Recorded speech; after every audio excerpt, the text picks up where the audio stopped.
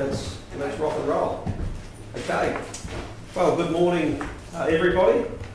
Welcome to today's ordinary meeting of our wonderful Livingstone Shire Council for the 18th of the 11th, and where Christmas is just around the corner, so it's great to come back together and deal with the matters of our community that we have the honour and the privilege of being responsible for. Well, thank you to my fellow councillors for your attendance here today. Thank you also to our interim CEO, Mr. Alistair Dawson, and our executive staff that we have here in the chamber at this point. Thank you very much. And also thank you to the members of the gallery that are tuning in this morning. And those that are watching online, we welcome your participation in today's council meeting. I'm just going to ask Councillor Rotherby if he would perform an acknowledgement of country, if he wouldn't mind. I'd like to take this opportunity to respectfully acknowledge the Durrumbal people, traditional custodians and elders past, present and emerging of the land on which this meeting is taking place today. Thank you very much, Councillor Rotherby. Deputy Mayor, Councillor Eastwood, I think you're going to lead us in an opening prayer. Thanks, Mr. Mayor. Father, we just thank you for this wonderful day on the Capricorn Coast. And Father, we pray today as we make decisions that pertain to this wonderful community, you give us wisdom and knowledge, understanding, help us to make decisions that benefit the community, and we ask that in Jesus' name. Amen. Thank you very much, Councillor Eastwood. We do have a full attendance here today, which is great, and so we'll move on to, there's no leave of absences or apologies. Number 4, confirmation of minutes of the previous meeting from the 27th of October 2025. Councillor Friend, you're going to move that? Yes, thanks, Mr. Mayor. And a seconder there in Councillor Walk-on. Any need for debate, councillors? No, we'll put it straight to the vote. Those in favour? Thank you, that's voted unanimous. Item 5, declarations of interest in matters on the agenda. Has there any been raised through to the CEO? That's great. None at this point. If any stage during the meeting you feel that you may inadvertently have a conflict, please don't hesitate to just share that with either myself or the CEO, and we'll deal with that at that stage. That then takes us on to item 6, our deputations. 6.1, deputation from Gideon Town Planning in relation to development application 250 on the 2025, 13 Barlows Road, Taroomba. So we've got Gideon with us here. Welcome, Gideon. Thank you very much, Councillor. Generally, you've done this before, but generally it's 15 minutes for your deputation and we have 5 minutes for questions. So we'll hand over to you. Thank you very much, Councillors, for the opportunity to talk today to you guys about it. I'll keep it short, so within that 15-minute time frame. So the first deputation today is about 13 Barlows Road, Taroomba, a development application for reconfigure of a lot 1 into 2 lots. The subject site, as you can see, is located along Tanby Road, but also has a frontage to Barlows Road. The site itself currently is 15.66 hectares. It's located in the rural zone, Capricorn Coast Rural Precinct, and it's existing. The area itself is characterised by rural residential lifestyle blocks already. The proposal itself is fairly straightforward in terms of the existing block. We're cutting it into 2 land parcels, with proposed lot 1 being roughly 12.58 hectares, which exceeds the minimum lot size for the Capricorn Coast Rural Precinct. That's the area. The blue is actually a covenant, that's a vegetation covenant that's over the lot already, that's already registered. Proposed lot 1, the bigger lot parcel, will accommodate the existing dwelling and also existing services, the on-site bore and all of that. And it also has an existing access easement through this lot here that will retain access to. Proposed lot 2 is basically the area to the north of the existing vegetation covenant area. It measures roughly 3.7 hectares, and we've also proposed the building envelope there as part of the application. That's about 85 to 55 metres long, and with a future access towards Barlows Road. The reason for the building envelope specifically is, we'll get to that in terms of the overlays, but that was to specifically address the bushfire overlay in this application. In terms of the overlays, In terms of biodiversity, as you can see, there's the green areas as well as the hatched areas. So our proposal is actually north of all of those overlays in terms of the biodiversity, so we're not impacting on any of the vegetation or existing vegetation on the site. Similarly, for scenic amenity overlay, everything actually to the north is what we're actually subdividing, so we're not actually impacting in that area at all. Landslide hazard is areas that's generally steep, so once again, we're actually north of that vegetation area. The key one here is the bushfire overlay, and as we said, the application was supported by a bushfire hazard assessment that actually addressed the impacts of that, and hence we included a building envelope as well that addressed that. One key thing to consider, and it is identified in the officer's report as well, is that the site is impacted by agricultural land classification overlay. Once again, in this instance, while the report in council's minutes states that the proposal could impact on the fragmentation of agricultural land classification, you can clearly see here's that vegetation area, and the new block is actually located north of it. So this area of agricultural land is already fragmented in terms of the actual classification itself. In terms of the existing landform, the surrounding area represents, like I said, rural lifestyle blocks. Of the 19 directly adjoining blocks, 10 of those are less than 10 hectares already.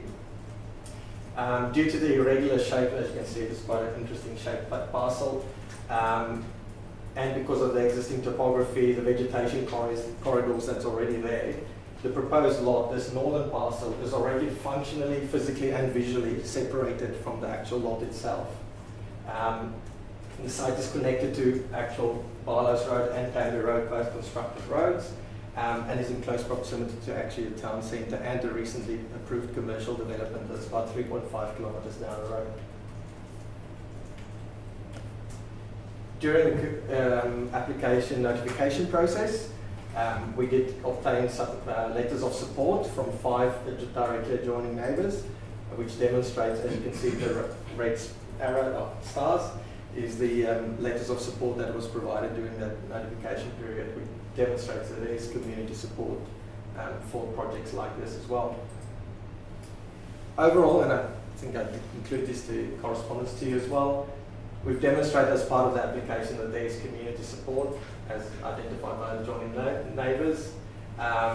We've talked about the re-established local character, especially with existing rural lot sizes in the area, and what we're proposing is not that significantly different or going to impact on that actual character.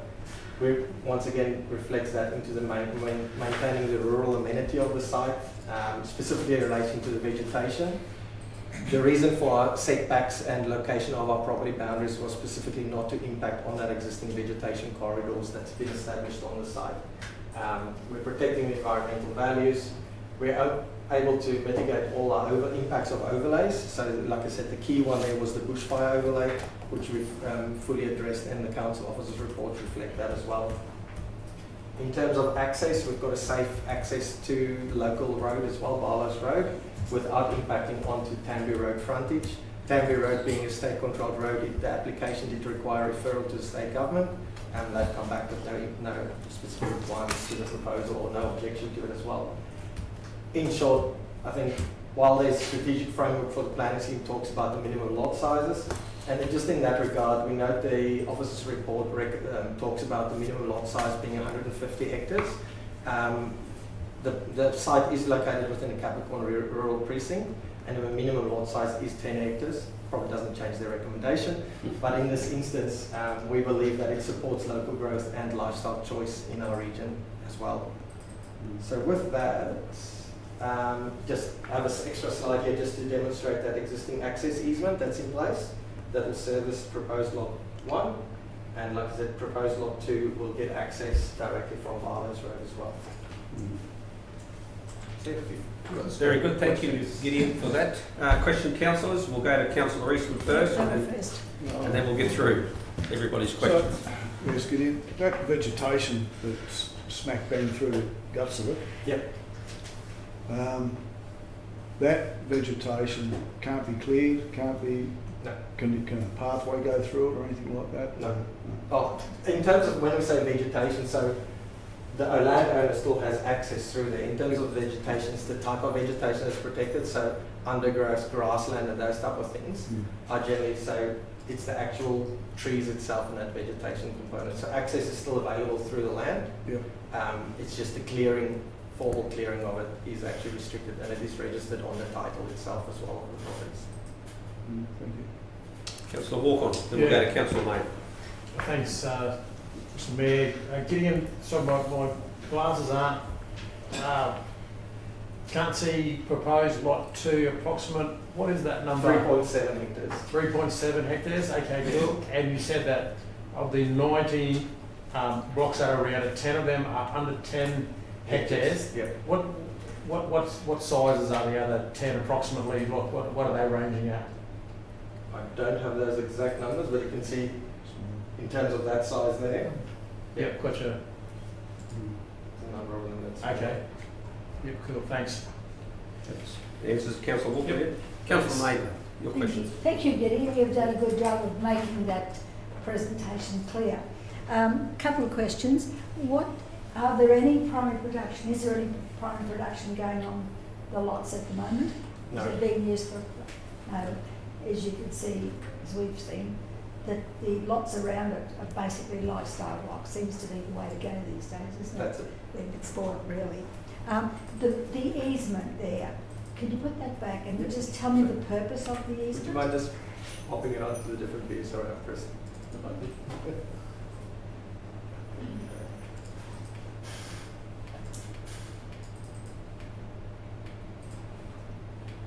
If the lots have access either to Barlows Road or Tanby Road, what is the purpose of the easement? So this easement is existing, so when this was subdivided, the easement for access was provided at the time. I'm not exactly sure, but it could be that because one of these houses may have been existing.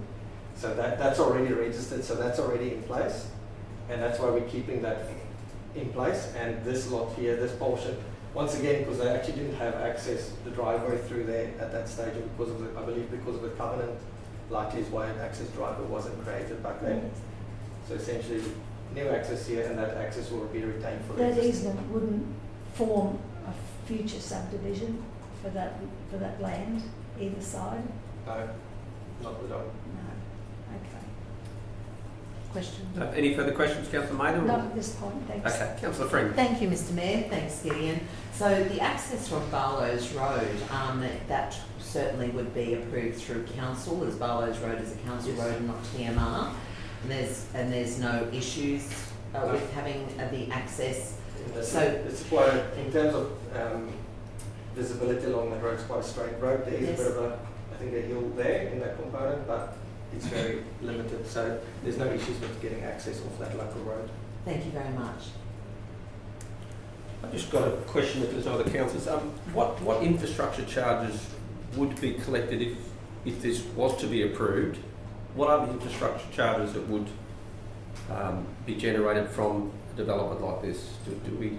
I believe it's 20, just over the 20,000, because it's a lot that's not serviced by, it's only serviced by road and council parks, so that's the Right. only charge that applies. So I believe it's about just over the $20,000. Okay, so those two elements of our trunk infrastructure would be triggered by this. That's it, yeah. And Greg, Road your and community infrastructure. okay. Okay. Just to follow on your questions, Yes, where Councillor would that May. infrastructure charge be allocated? Beg your pardon? Where would that infrastructure charge be allocated? Well, I think the What- officer Greg is going to provide a. So this particular chart, I'll just get the exact figure. Sorry, Greg, would you mind just jump up the table if that's okay? Or with it. Thank you.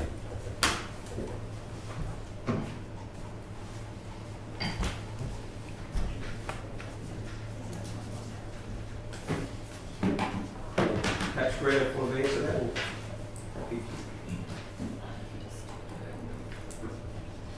So the charge is about $20,327. It'll be split between 50% transport and 9% towards parks. So that's the proportional split for a charge. Okay, so there's a transport element to it and there's a parks element to it that would be collected from the developer if it was successful, and that goes towards trunk infrastructure upgrades.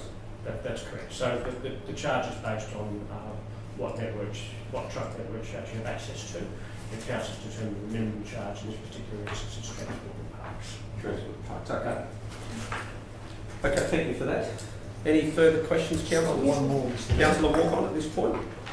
You talked about there were no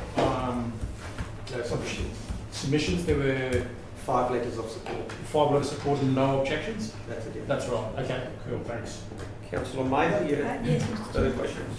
You made me forget, Mr. Chair. Town water. Do we have town water in that area? Not in that location. We've got a pipeline all the way through there yet? No, it comes from Emu Park Yeah. and finishes at Dave's Estate. That'll be another infrastructure charge if and when the water gets connected. Yes. I've just got one question, if you finish, Councillor. Just, can you go back to where you had the surrounding properties? Yeah, there. So the one just west of it, is that the entry? No. That one. No. To your left. Yep. No, to your right. Yeah, there. Yeah. There. Is that a roadway going in there? That's the existing. That's the That's access to there the equipment. existing. Yeah. So you're going to be having a driveway right next to that. So that one can't be used as a double one. That's on their property. is That's that on correct? their property. Yeah. Yeah. So we'll have access just along that boundary. Okay. Yeah. Yeah. No, I wasn't sure if you were using the existing one or the Yeah. one. But okay. Upgrading of Barlows Road, the 50% of that contribution, that's $10,000, wouldn't go very far. Is there any indication or incentive to upgrade Barlows Road? Because you wouldn't go very far with the 10,000. Given that it's for only one additional dwelling, Yes. the actual road impacts or impact on that road would be considered, I believe, Yeah. insignificant. So, and I believe the infrastructure charges generally, while it's collected for this block and for this development, it might actually go towards other infrastructure under council's assets. We'd like to think it stayed with the Yeah. block that it was attached to, yes. Because, historically, we didn't want to create any more rural roads, gravel That's roads, it, because we never can catch up. And people come to us and put the pressure on us to make us upgrade where we Upgrade. can't afford to, please. Thanks, Lydia. Any further questions, councillors? None for me, No. Mr. Chairman, thanks. Okay, well, thank you, Gideon. Would someone like to move receiving that deputation? Have a move, Councillor Mather, seconded Councillor Walk-on. Any need for debate? No. Put it to the vote. Those in favour? That's unanimous. Thank you, councillors. And Gideon, it looks like you're going to stay up there. Is that correct? And over to you. We'll just start the clock though, rightio? Underway. Did you get credit? Sorry? Did you get credit? Bill, make that at a workshop minutes. next week. Is another 15 plus 5? Yeah. Over to you, Gideon. So the next one is about 195 Niels Road, Bondula. Development application. So we go figure of a lot, 1 into 3 lots. For those in terms of just locality itself, the racecourse, might be a good indicator there. So across the road, across Niels Road, is the subject site itself. It's currently 14.05 hectares in size, also located in the rural zone, also in the Capricorn Coast Rural Precinct. The site does have dual frontage to Niels Road, where the existing access location is, as well as frontage to Darlings Road at the rear. The site as well and the adjoining area once again is characterised by the rural lifestyle blocks. To one of the questions of the previous component, as you can see, no significant actual agricultural or rural activities itself is actually conducted on any of the adjoining blocks of land. The proposal itself, as I mentioned, is for 1 into 3 lots. With proposed lot 1 in this corner here, they'll measure approximately 2.85 hectares that will accommodate the existing house and existing shed and infrastructure that's been established by the current owners on the site. Then proposed lot 2 is a lot to the rear, access for proposed lot 1 will retain off Niels Road. Proposed lot 2, measuring roughly 4.75 hectares, will have an access off Darlings Road, a local council road, and will face onto Darlings Road as well. And then proposed lot 3 will be measuring roughly 6.4 hectares, which will also allow for small-scale agricultural uses to occur, and this lot itself will have the shared access arrangement off Neils Road. Now, in terms of the shared access arrangement, because Neils Road is a state-controlled road, the application did go to state government for assessment and referral, and they've come back with no requirements in relation to that access, and because of the existing access standard on that location is actually quite high standard as well. As part of this application, and once again back to the bushfire component, we did actually include building envelopes for potential future houses to be established. As you can see, as part of this, there's a lot of numbers on there, but essentially what the intent of this plan is to demonstrate that while we're subdividing it into smaller lots, we can still meet the minimum setbacks for the rural zone in this location. So even though there's an existing house, the new house will be approximately 128 meters away from it, still meet the minimum 20 meter setbacks all around the site as well. So in terms of the overlays, so as you can see the site, there's a triangular one at the top there. There's only a small portion of biodiversity overlay that impact the site. In terms of our layout, you'll see that that's that hatched area there. We specifically made the boundary so that we do not impact onto that state overlay. So no additional clearing of any vegetation is actually required as part of this application.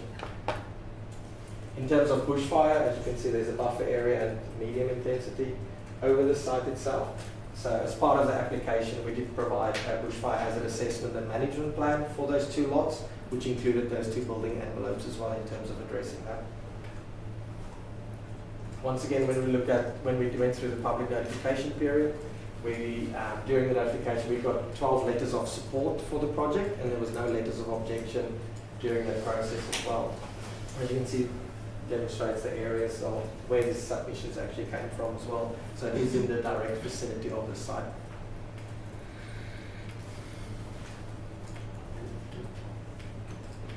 Oh, sorry, it's going through each of the dots. Okay. In terms of our reasons for supporting an application like this, once again, we believe there's community support given that there was 12 letters of support and no letters of objection to the proposal.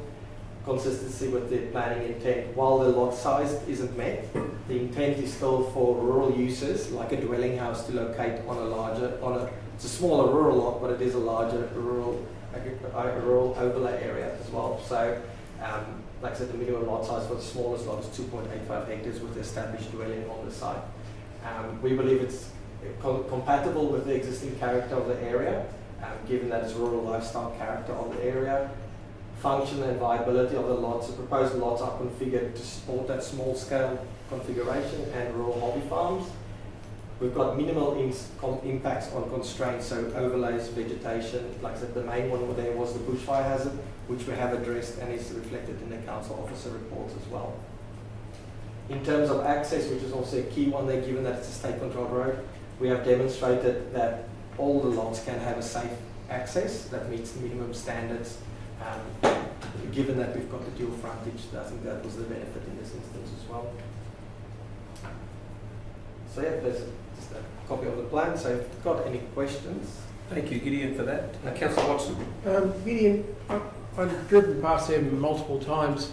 I've noticed down near where the entrance is onto the road that you get wet feet there. Is that quite often, or what I'm trying to get at is that the only section that gets wet, or does it get up at the back, or?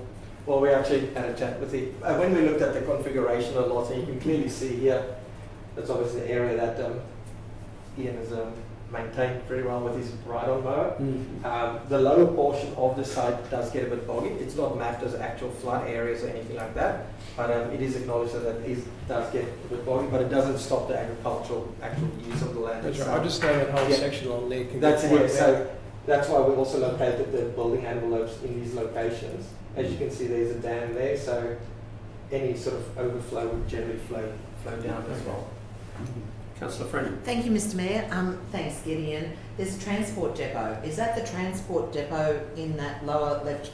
That's the transport depot, and that's the house. That's it, yes. Okay, it's just in the previous map it said existing dwelling. I wasn't sure. Yeah. So yeah, this is the existing dwelling, and Yes. that's the shed. Lovely. Okay. So there's enough space between the lots and where the proposed building envelopes may end up. That's it, yes. Okay. Yeah. So So it's even this one here is Yes. still, I believe, 22 meters away from the actual boundary itself. Okay. Can I just ask, is, not being negative, but is it a registered depot? Yes. So we're not going to have problems with our neighbours in the future if it goes ahead? No. Okay. It's approved. So I'm It's just approved. thinking, Yeah, no, I'm thinking very- about Very valid being question. the racetrack on the other Yep. side. Very valid question, councillor. What's any other question, councillor Walkman?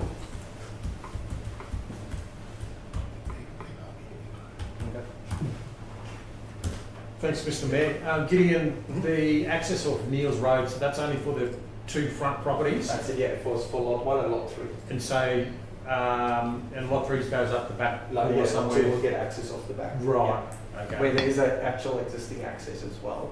Yeah, Yeah, like I said, we've had in this instance dual frontage. So. okay, yeah. And if they were heading towards Emmy Park, Yeppoon, Rocky Yep. Road, can they turn in right? No, to the Oh. two front? Yes, They turn right? they can turn right in that location. That's Yeah. it, yes. Okay, cool. Let's ask a Once question. again, because just that section of road, once again, there's quite good visibility on both directions. Gotcha. Even at Straight. high speed limit there, it's Yeah, quite got a sufficient sight visibility in both directions. yeah, the straight across from the race course. That's it. Yeah. Let's ask a Councillor que- Watson? Greg, through the chair, Greg, with the way that blocks have been cut, the possibility of future subdivisions and the wet area on the side and all that, it's not likely to happen, is it? Because it'd be difficult to stop that overflow and all those sort of things. So if the lots were to be further subdivided, we would need to take all those sorts of matters into consideration. And similarly, if they were to go down quite to a much smaller size, then that would start to have an influence on things like on-site sewer and all those sorts of other issues. So in terms of our assessment, we can really only assess it on what's put in front of us. Yeah. In terms No, of what I'm this. just saying, future, if it was to be subdivided or an application came for a subdivision, it'd be quite difficult seeing that the land is quite wet, Yeah. wouldn't it? I would say in that sense, yeah, substantial engineering works would have to go in for drainage to actually, especially the bottom parts of it. All right. Other questions, Yes, councillor Mr. Mather? Chair. Can we go out a little bit, please, Kylie? I'm just trying to associate I might quickly the just go Brown lot with Cottons Road and Marks Road, where they all fit in together. Just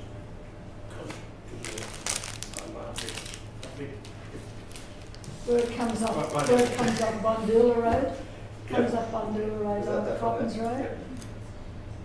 Yeah, and it goes right to the end, and I think that's where the depot is now. Is that correct? No, there's, at the end of it, it's the It's a actual, dirt road, it's a dirt road and then it's Yeah, actually it's a- blocked off and with it's the a creek. fire. and there's a creek Yeah, there. there's a, I think So- only the fire brigade actually has access to that portion. So, is that Brown lot having access through that end of, It's got access of here, they will have to go back. back onto Bondula Road? Yes, that's it. Yes, Yeah.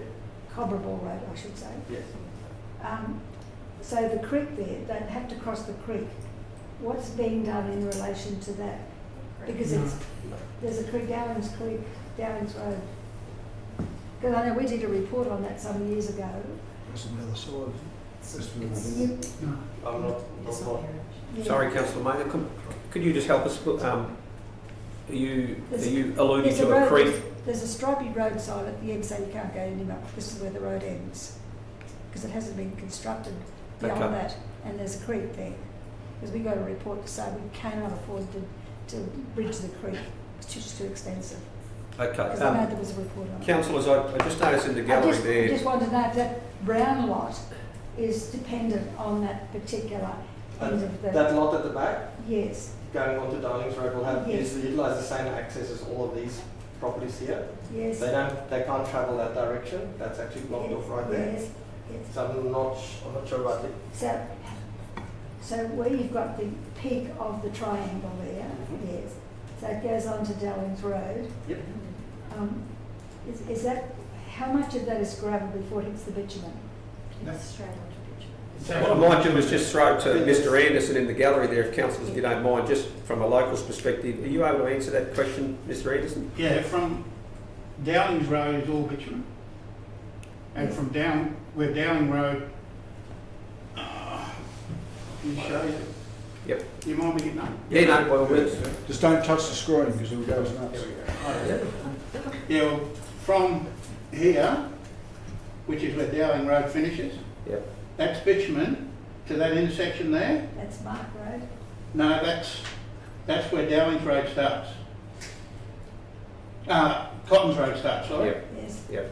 And that's that road there. I'm not sure what that's called. Mark's Road. No, Mark's Road, is it? yeah. Okay. Okay. I thought that was Mark's Road there.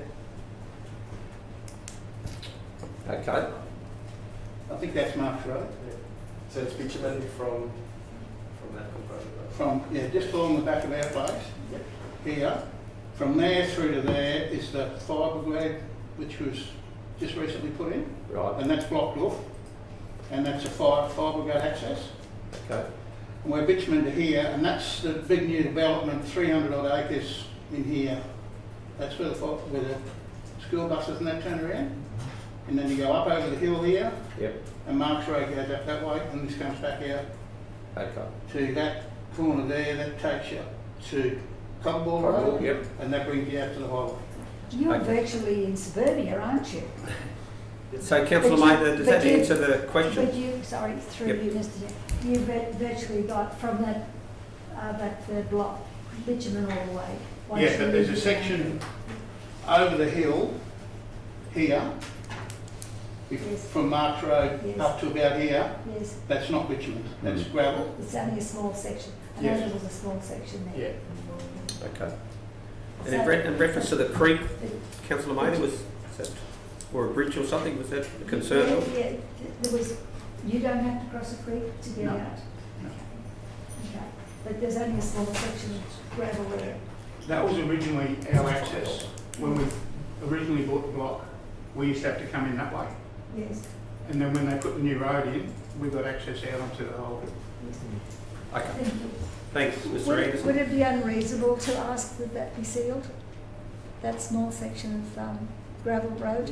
Would it be That would give them- unreasonable to ask for that to be sealed? Yes. Well, would we it be can throw to unreasonable? our planners. Not knowing what the discussions, because that would give the landowner access all the way through to Cobbleball Road. We'll throw to our planners to respond to that question. Would it be unreasonable to ask the developer to seal that stretch? I mean, Given that they do make a infrastructure charges contribution to the road network, is my understanding, but Greg, did you want to make an attempt to answer that? Yeah, sure. So all conditioning when it comes to development applications needs to be reasonable and relevant. Okay. Given the fact that there's already an existing access onto that road, all we're simply doing is formalising one additional access. It wouldn't be reasonable to condition them to seal that section of the road. Sorry, it Would not. Wouldn't. Okay. Okay. So what's the contribution, the infrastructure contribution for that? The infrastructure contribution for this particular one, I believe, is about $27,000. So there's one existing lot and the addition of two additional lots, so the charge would be about $54,000 in there somewhere. They've got access to water. So 54 max, 54. There's a pothole fixed. There's no water infrastructure. There's no water infrastructure there. They've got access to the truck network. Oh, they've got access. Okay. Well, that's good. So they've got access to the trunk To the network. truck network. So therefore, councils. We have the ability to charge. Yep. Very good. Okay. Any further questions, council laws, in relation to this one? No. Thank you, Gideon. Do we have someone to move and second? Move Councillor Waltham, seconded Councillor Frand. All those in favour of receiving that? Thank you. That's unanimous.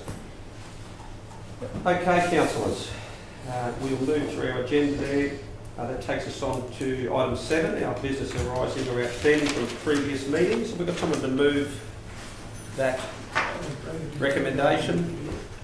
That would be Councillor Eastwood's moving that, and seconded by Councillor Walton. Any questions, councillors? No, Mr Chairman, we've done those. Okay, well, we'll put it to the vote. Those in favour of receiving, that's unanimous. Thank you, councillors. Presentation of petitions. We've got 8.1, a petition requesting residents of Oak Tree Retirement Village receive the pensioner rate rebate. Mr Chairman, I'm happy to move the recommendation Yeah. in relation to 2.9 of the recommendation. We adopt the 2.9.3a, little a, where the petition will be received and referred to a council briefing. Okay, so you want to move that, Councillor Yes, Mather? thank you. And if we could reflect that in the We just need a recommendation. little bit more information before we can finalise it. Yep, very, very good. And we've got a seconder for Oh, that. you don't, it's a procedural, isn't it? No, it wasn't laid on the table. Okay, It's under procedure. we'll go for mover in a second. Okay. We've got a It's been s- received. Did you want to and second that, Councillor Friend, or Councillor Watson? Andrew's happy. Okay, Councillor Friend seconding it. And now just the petition itself, can someone who's got it in front of them, as my computer's playing up, just read out what that petition's stating? Just so we know what we're voting on. We are the writing to the council to request that eligible Oak Tree residents be granted access to pensioner rate rebates, just like other pensioners in the community.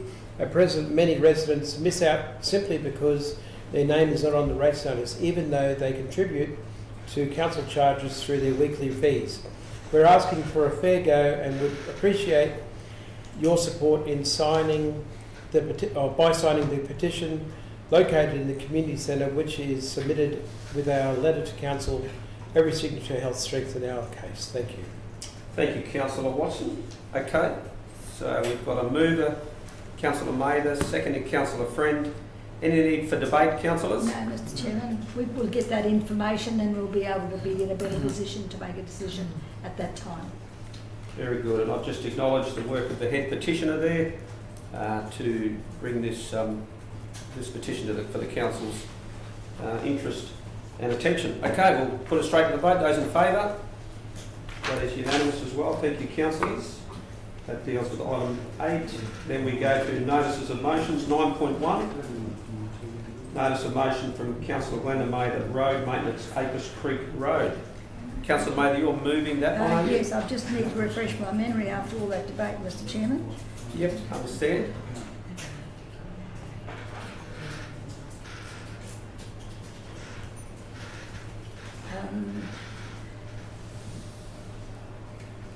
There's nothing that we are planning to add to this, Mr CEO, is there?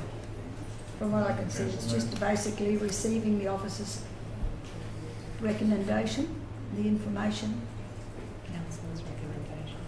Mr CEO, have you got any comments on Councillor Mather's question there? In terms of the feedback from our officers, or? No, I'm here to add to it, unless Michael wants to add to that. Might be helpful for us councillors just to get a summary from the director, Mr. Creedeman. Thank you, Michael. And I have a question, Mr Mayor. You certainly can, Councillor Friend. Before we throw to Michael, we'll go to your question if you like. Thank you. My question's for Councillor Mather in relation to understanding that this road is maintained every 16 months or so. So what you're actually requesting in your councillor recommendation is that we write to TMR to request that's maintained every 12 months. Is that correct? Yeah, no, To no. shorten the time. Yes. It's not only, Mr Chairman, we can do a road every 6 months, but if it's not done properly, it won't last 6 months. What I'm saying is, what we've been doing with this road on a 16-month basis isn't actually seeing it through for another 12 months. That's what I'm saying. Okay, no, appreciate that. Appreciate Sure. that. So that's an answer for your question. Just one more question to Councillor Mather. This particular Apis Creek Road is in our shire, of course, but it does cover a number of different shires. Only Central Highlands. The Central Highlands. And is that maintained at a different standard? Apparently, and that's what the local graziers are telling us. How come they can have the road, their road, and they've got a much longer section of road than we have on our side? They can have it every 12 months and it lasts 12 months. Sure. And ours don't. It's not being done every 12 months and it's not lasting. So what you're actually saying is that, is this road deleterious to the residents that live along this road? By causing harm or damage to their vehicles? We're just talking about the road itself. the maintenance of the road. Yes, it is. It is, because they've got corrugation and they've got potholes, and every time you have to travel that road, you're actually putting a strain on your vehicles. Sure. And not only their domestic vehicles, but their cattle trucks.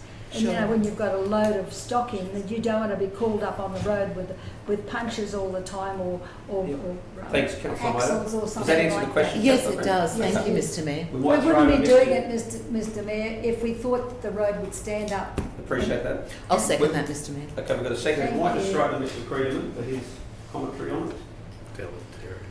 So we have got some officer commentary there around the maintenance regime that we've used on the road for the last 5 years in our council controlled area. There's also a section in there we've reached out to the Central Highlands officers, and we've got some information from them about the maintenance regime for their section of road. There is a slight difference because of the volume of traffic, which deteriorates the running surface, so we've got some differences there, but officers have done analysis, and we believe that the road maintenance differences can be explained through our maintenance management program. So the notice of motion asks for council to write to TMR advising of an apparent inconsistency, and then seek an explanation, and then request grading no greater than 12-month intervals. So my recommendation is that we already know, we don't seek an explanation from TMR about the apparent inconsistencies, because we already know that the report officer's commentary provides the reasons behind the inconsistencies, in inverted commas. But on the other hand, we can advocate maintenance to a higher standard. So it's a TMR road. We are contracted to maintain the road in accordance with their standards and contract. So my recommendation is we don't go to TMR and ask them to explain their inconsistencies, but to advocate for them to consider providing more funds in the contract to allow us to maintain the road every 12 months. Okay, thank you for that. Yeah, Councillor Watson. Through the chair, Michael, what are the differences in the two roads? I mean, it's the same road, obviously it's a main road for everyone, a TMR road. What do they do differently to what we've been doing? So thank you for the question. So in the officer's commentary, there's a table there that explains the traffic volume differences. So our section's 27 kilometres long, and there's approximately 30 vehicles per day use the road. Whereas Central Highlands is 76 kilometres long, and they've said there's about 115 vehicles per day use the road. So that puts it in a different class of road. We would look to grade, if it was our road, we would grade it in our maintenance program every 21 months. We're doing it every 16 months as per the main road standard. So that's a good thing, I would have thought, for the road in our area. In the Central Highlands area, with the extra traffic, 115 vehicles per day, they're grading the road every 12 months, and if it was in our control, we would grade it about every 11 months, so it's spot on basically. So that the grading maintenance management plan is based on hierarchy of road, and that's based on traffic volume. So the more traffic, the faster deterioration, and the more traffic you need to keep the running surface in better condition. So it's not to do with the way we're doing the work? No. Mr Got a Chairman, question here I from Councillor would Ward. question that, Mr Chairman. Yep, you can leave that for debate, Councillor Maida, if that's okay. Mr Mayor, I Councillor was Walker. wondering whether Councillor Mather would adjust her notice of motion rather than write to TMR asking about the inconsistencies, because we know what the inconsistencies are, but write to adjust the funding to Livingstone Shire on Apis Road. Apis Creek Road. Apis Creek Road. I'd be happy to do that, Mr CEO. Okay, so adjust the funding to reflect what? to increase the funding on our side of the... Yes, that's right. Mr Mayor, may I ask Councillor Walk-on, so increase the funding Yes. for the Livingstone Shire Council to increase the grading to every 12 months? Yeah, if that reflects, Yes. you know, Yes, the for same an equilibrium to what's going on the the other side. regularity of maintenance. Yes. Okay, so we'll have Kylie and Alison maybe wordsmith that. Any further questions, Councillor Watson? Through the chair, Michael, if we did that, we should have to do it to every other road in the Shire, would you agree? If you can't have it for one and not for others. No, not necessarily. So Okay. this is a TMR road, state road. We're advocating on behalf of our road users for A better a quality. particular standard of maintenance. Main roads, it's their road, they pay council to maintain the road under a contract. Mhm.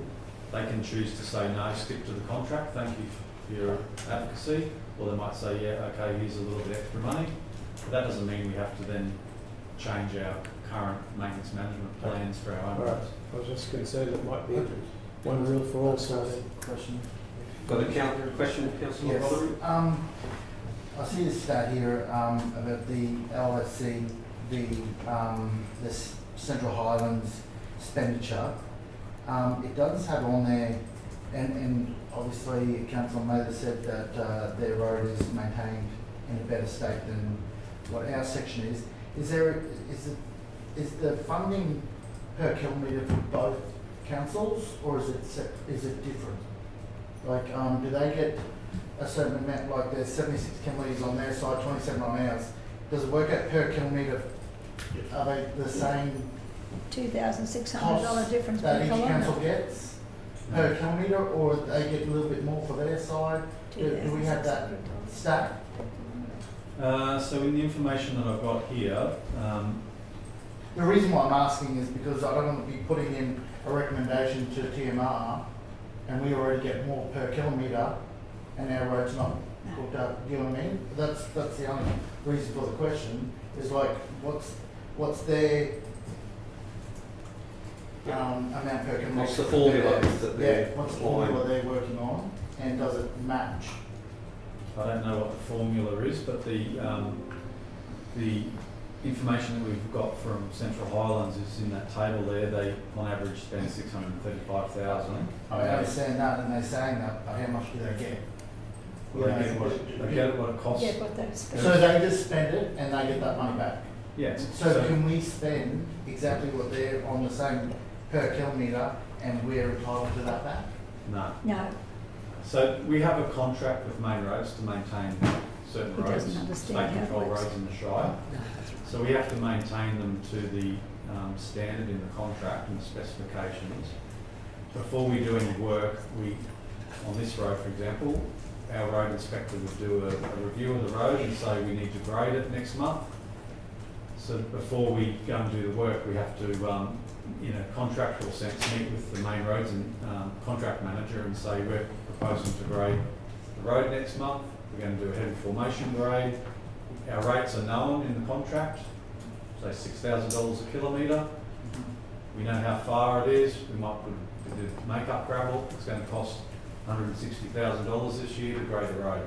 The Main Roads will say, yes, we agree, it's met intervention, or what are you talking about? Wait a few months. We're not going to give you the go-ahead for that activity this month. So road maintenance performance contracts are the same all over the state. So each council enters into a contract for a 2-year period with the state government to maintain their roads. It could be a sealed road, it could be a gravel road.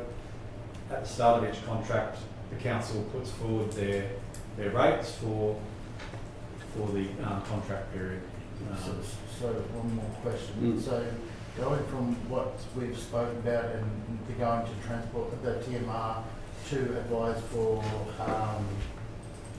extra funding, so to speak, are we going to give them a target, or does our road inspector have to go out and redo a one, or do we go by what Central Highlands have spent, the 8.6, or how does that work? Like, it's easy to say we'll send a letter, but I can just see it can't be a going in a circle, going, well, tell us how much and the reasons why. So what's our process of making sure we get the right amount? So It's based, essential. based on the notice of motion, Councillor May's view is that we should grade the road every 12 months. Yep. So based on that, we have to advocate to the state government to say $6,000 a kilometre. Mm-hmm. That's $182,000 a year to grade our section of road.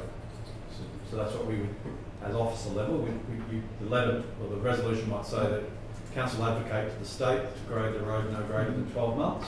Yep. And then And our officers will go through and say, that's good, okay, as to long do as that, it's we'll around- have to. As long as it's around the similar, what, Central Highlands, then we've got a bit of a lever to pull, to go, well, we just want the same, to spend on the same road, the same amount that they're doing, but to do that, we need that little bit extra. And that's a Same position, dollars. if I was to play devil's advocate with the state, I would say, why do you need to grade it every 12 months? And why do you want to do it to the same standard as Central Highlands? Because your part of the road carries 30 vehicles a day, their part carries 115 vehicles a day. That doesn't sound equitable or Okay. logical or to an engineering standard. Okay. That would be the counter argument that we'll get back from the main roads officer. Mhm. So if you already know what's the possibility of their rebuttal, then should we put something else that's actually rules that out, or it's pretty much? So I'm just worried about just keep going in a circle. It's like, well, As an engineer, there's an engineering standard, so we've given that advice in here. yeah, This is an advocacy piece, which is a political yeah. elevation of the argument. That's what I could just, like, I just asked probably for some ways to try and be as strategic as we can, but when going up there and actually inspecting the road, it's quite clear that when you enter into Central Highlands, the road improves.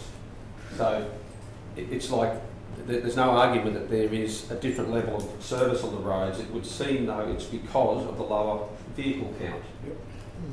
Yeah, Michael, that's Sorry, their road is in better. it looks to be in better shape, Yeah. which will be reflective in their chart here, whereby yes, they're spending significantly more money because they've got 115 vehicles as opposed to our 30. Irrespective of all of the formulas, we had TMR the other day, and they recognised the concerns about the jump up, for example, where cattle trucks in wet weather actually get stuck half over the hill. You know, in 2025, that's pretty alarming that they've got to They still have ring to up suffer a mate those. on a tractor to say, hey, meet us on the jump up in case we get stuck. That's right. So is there a way we could just at least capture, Councillor May, that so that we don't score an own goal against ourselves, because they can just rattle off the 30 vehicle count and say, well, for that reason we're not going to support it. But ultimately we just want greater investment in Apis Creek Road in the Livingstone Shire. So, Mr Mayor, may I suggest So I'm looking for help, I guess, in a way to... May I suggest to mitigate potential harm or damage to vehicles using this road? And stock. Yes, or you may use that word deleterious, Yeah. but harm or damage, yeah. Okay. Mr. Councillor Chairman, May, would you be comfortable with something along that captures that it's the state of the road that we are advocating on behalf of the graziers up there? can I just say something? Yep, please do. I think it's not only up to TMR, I think it's up to us to assess the road to say this is what it needs, because in a lot of our roads, and sorry Michael, but this is truthful, a lot of our roads are going backwards if we don't invest in a decent foundation for them and just topping them up from time to time as needed.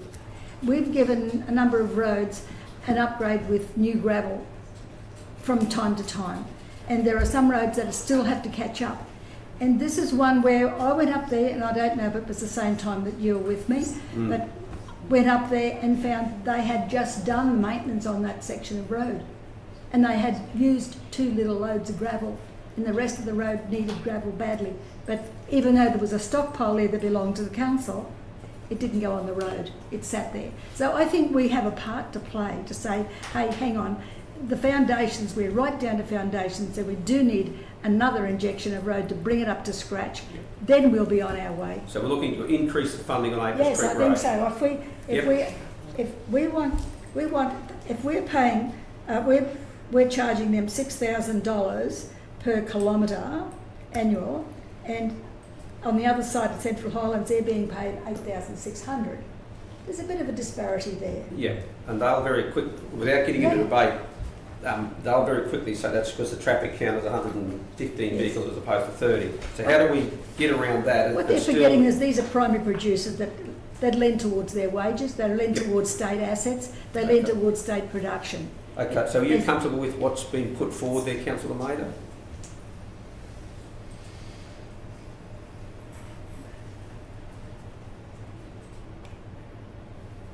Yes, Councillor.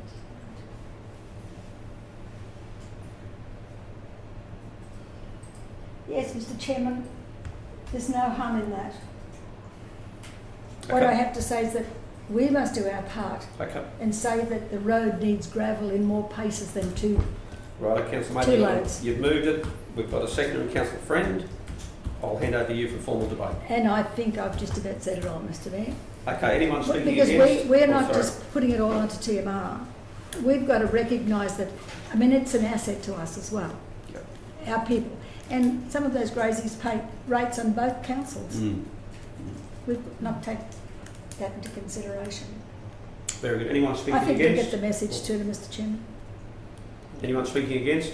Anyone speaking further for? Councillor Eastwood?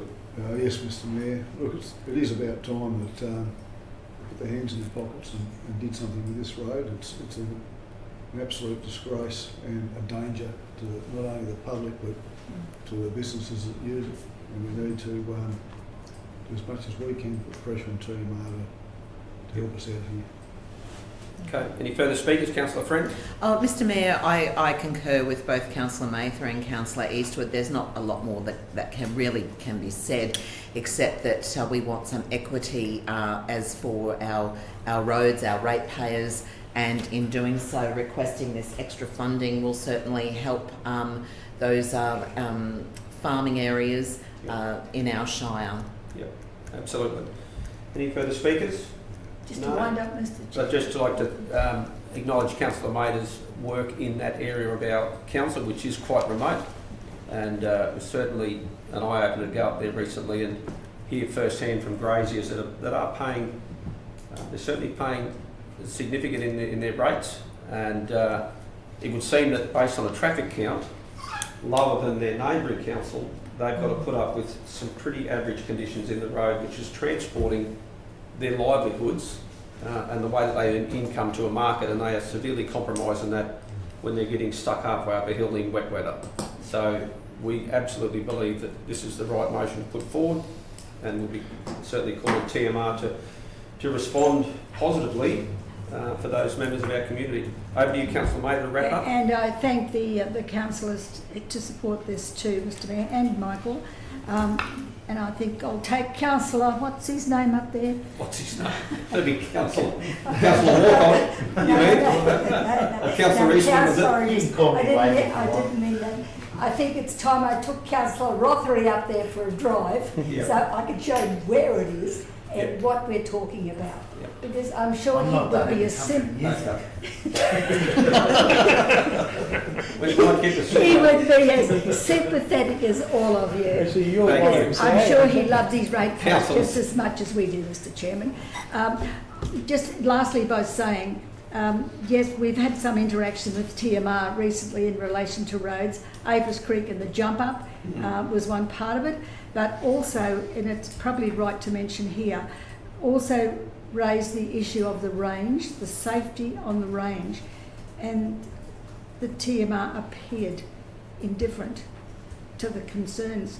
So this is going to be the beginning of what could very well be a very difficult period with our relationship with Main Roads, because I don't think they're taking our concerns on safety and road standards seriously.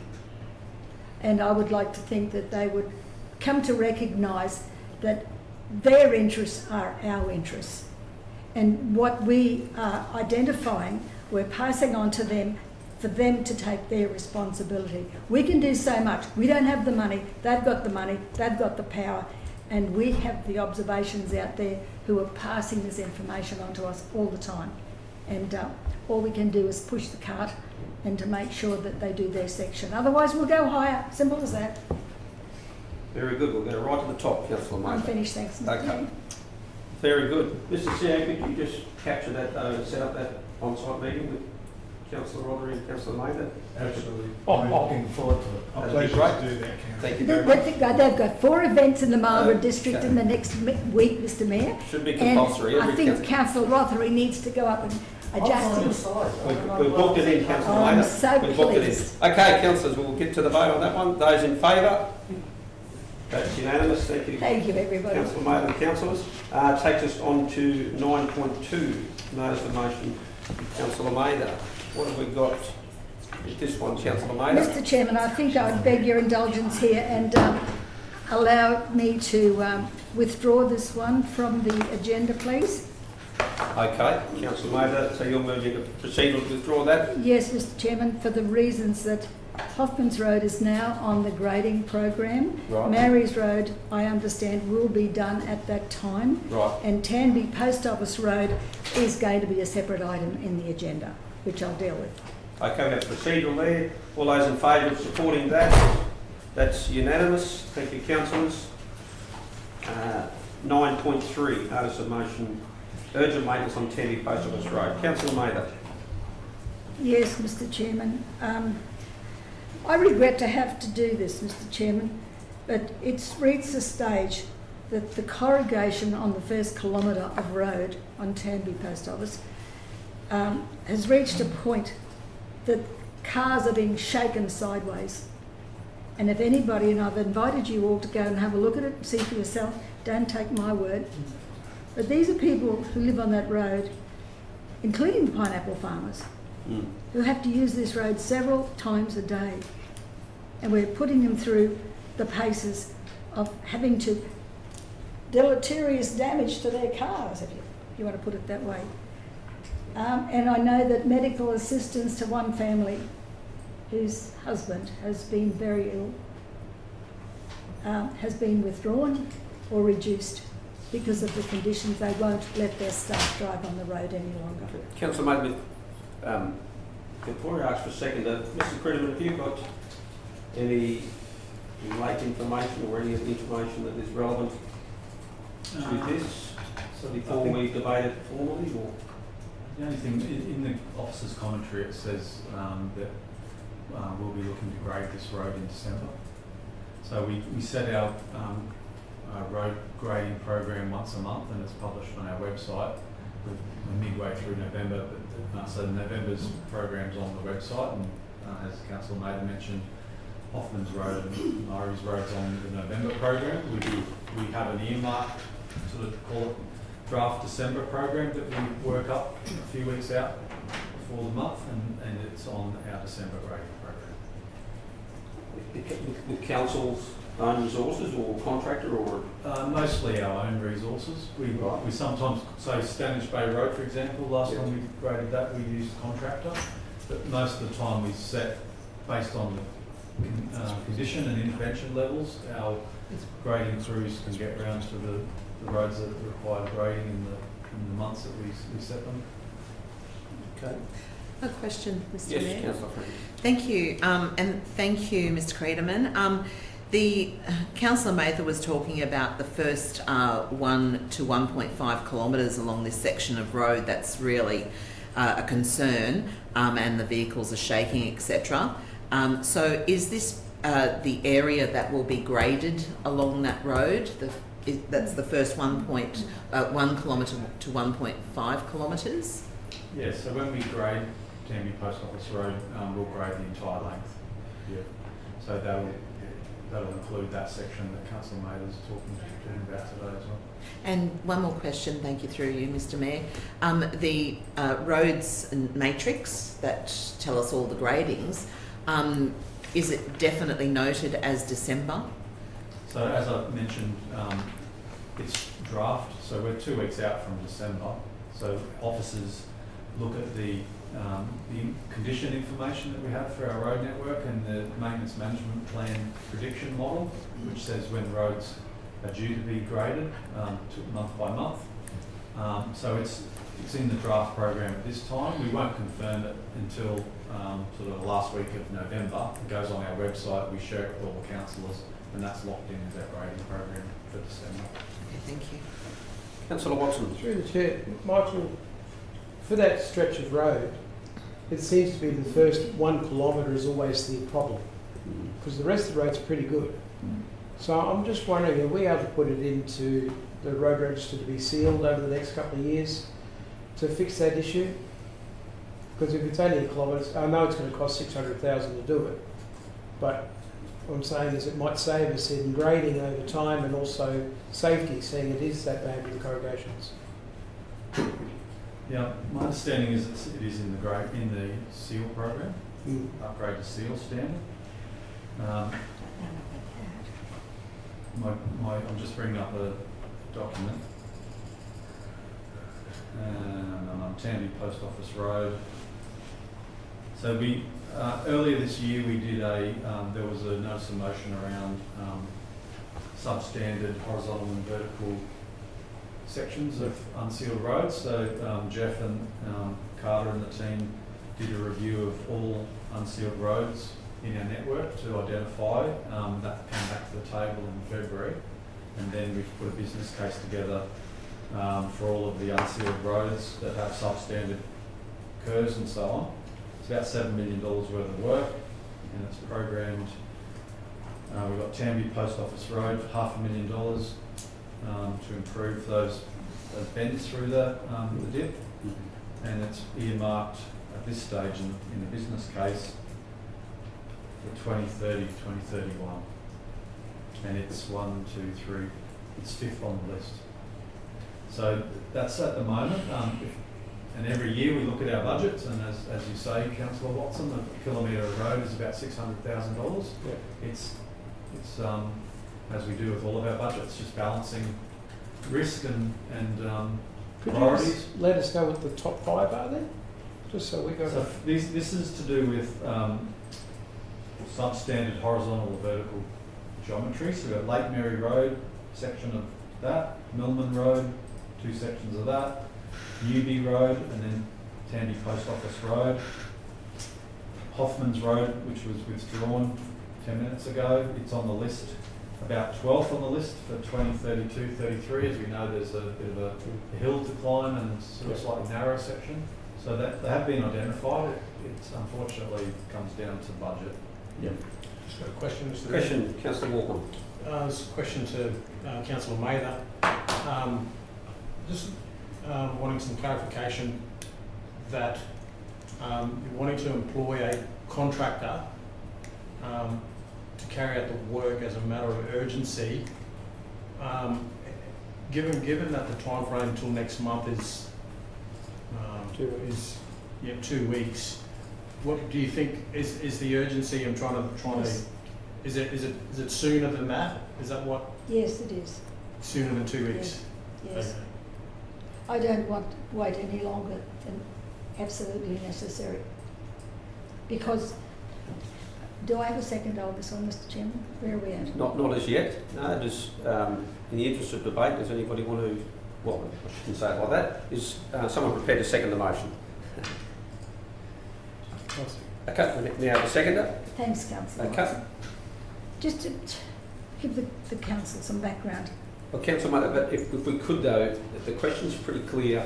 It's relating to that. Yeah, I know. Can it wait? I guess it's without going in debate, otherwise you're sort of getting a number of bites of the cherry. Is it either yes or no? Otherwise, we're really better off going into debate. Yeah, I'm satisfied with the answer. Okay. That it was 2 weeks. Too long. 2 weeks too long. Okay. Mr. Mayor, I have another question, which segues off Councillor Walkon's question to Michael. If hypothetically a contractor was contracted to undertake this urgent work, how long will it take to obtain the services of that contractor? A few weeks. So a few weeks. We have a register of pre-qualified suppliers that we can go to, with local earth moving companies, road building companies. If it's under $15,000, we need basically one quote. It costs, for us to grade the road, council staff, it's about $5,000 a kilometre. So contractors aren't going to do it cheaper than that generally. I think Stanage Bay Road was last graded by a local contractor for about $7,000 a kilometre, long stretch. So my guess would be that it might, so this is 1.5 kilometres, it might cost us maybe $10,000–15,000 to get it graded, and that we would go someone on our register and say, would you be available to grade the road, provide the price please, and then they would obviously have to be available immediately to move some equipment down there. So how long's a piece of string? But it's not going to be tomorrow, it could be 2 weeks, it could be 4 weeks. Someone might say no, we're busy. Another Christmas. question. Yes. Miss- Another question? Another question through you, Mr Mayor, in the same vein of that. In saying that, $5,000 for council officers to undertake grading the road, and we have to wait 2 weeks for the December matrix to commence. How far up in the hierarchy of roads is this road in the December matrix? Will it be the very first to be done? At the moment, I haven't seen the matrix, but happy to put it to the top of the list. So if it's put to the top of the list, then we know for sure that it will be at least 2-3 weeks at the most. I'm saying giving that leeway of that week. All things being equal, and weather and If we were to contract a contractor, it could be 2 to 4 weeks, and that would be at least an extra $2,000 per kilometre. yeah, summarised, yeah. Okay, thank you. Okay, councillors, we've got a mover in Councillor Mather, second to Councillor Watson. Councillor Mather, you want to speak to the motion? Thanks, Mr Chairman. What the councils may not realise that, yes, you're right, Michael, when they do the maintenance, they usually do the whole part. And beyond that second bend, the road's not too bad. They did come and do that, not so long ago. I don't know if you have the figure on that one. But they came and did the road, the whole road. And I was told within 3 weeks, the corrugation was back on the first one.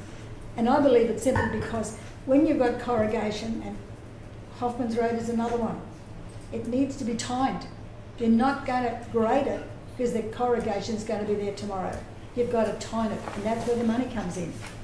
You've got to time it, you've got to roll it, you've got to put your gravel in it, and you've got to wet it, and you've got to roll it in. There's a whole lot of work attached to it. And if you don't do it properly the first time, you've got to keep coming back. And that's what we've got. And I don't think we seem to recognise that some roads need a little bit more attention to make them hold up. And that's what we've got here. And I don't want to spend any more money than we need to, but I do know what is expected of us in that area, because within 3 weeks of the work being done, it was undone. The rest of the road's not too bad. Councillor Mather, before we go into further debate, could I ask you to consider an amendment there that in that last sentence where you've got council employer contracted to carry out the works as a matter of urgency, something to the effect that council adjusts... Council arrange for the works to be carried out. Arrange for the list. Arrange for the works. And if to our be done- people can do it urgently, to be done I'd as be Michael happy has with that. described First in the hierarchy of list or something. for December. For No, December. not for December. I don't to be want done to by wait that long, us Mr Chairman. /contract. Sorry? I don't believe we could wait that long. Well, Councillor... Okay, mate, It's well, that's... dangerous no, because Councillor Mather, we've got vehicles vibrating on the road every time they move. Thank you, We've got Councillor a Mather. liability on those. Thanks, Councillor Mather. I respect your position on this, and you're quite entitled to argue that point. No problem at all, as per your original motion. I'm happy... Well, okay, Councillor Freeman, you've got a question? Question through you, Mr Mayor, to Michael. So if this was going to hypothetically be brought forward into the next couple of weeks, which roads would then be have to be knocked off the list for the end of November to undertake this? Do you have the list? I do have the list, I'm just going to bring it up, sorry, if you just bear with me for...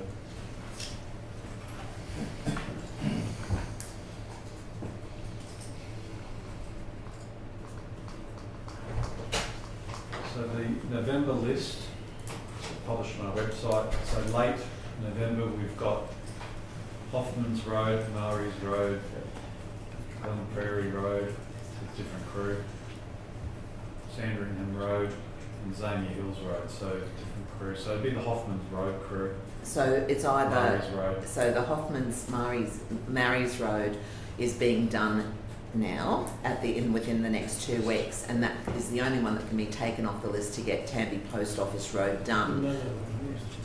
That's what it You know what that does?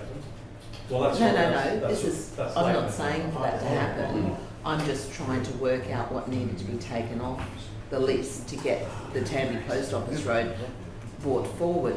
So so other than that, but we can look at putting that number 1 on in December.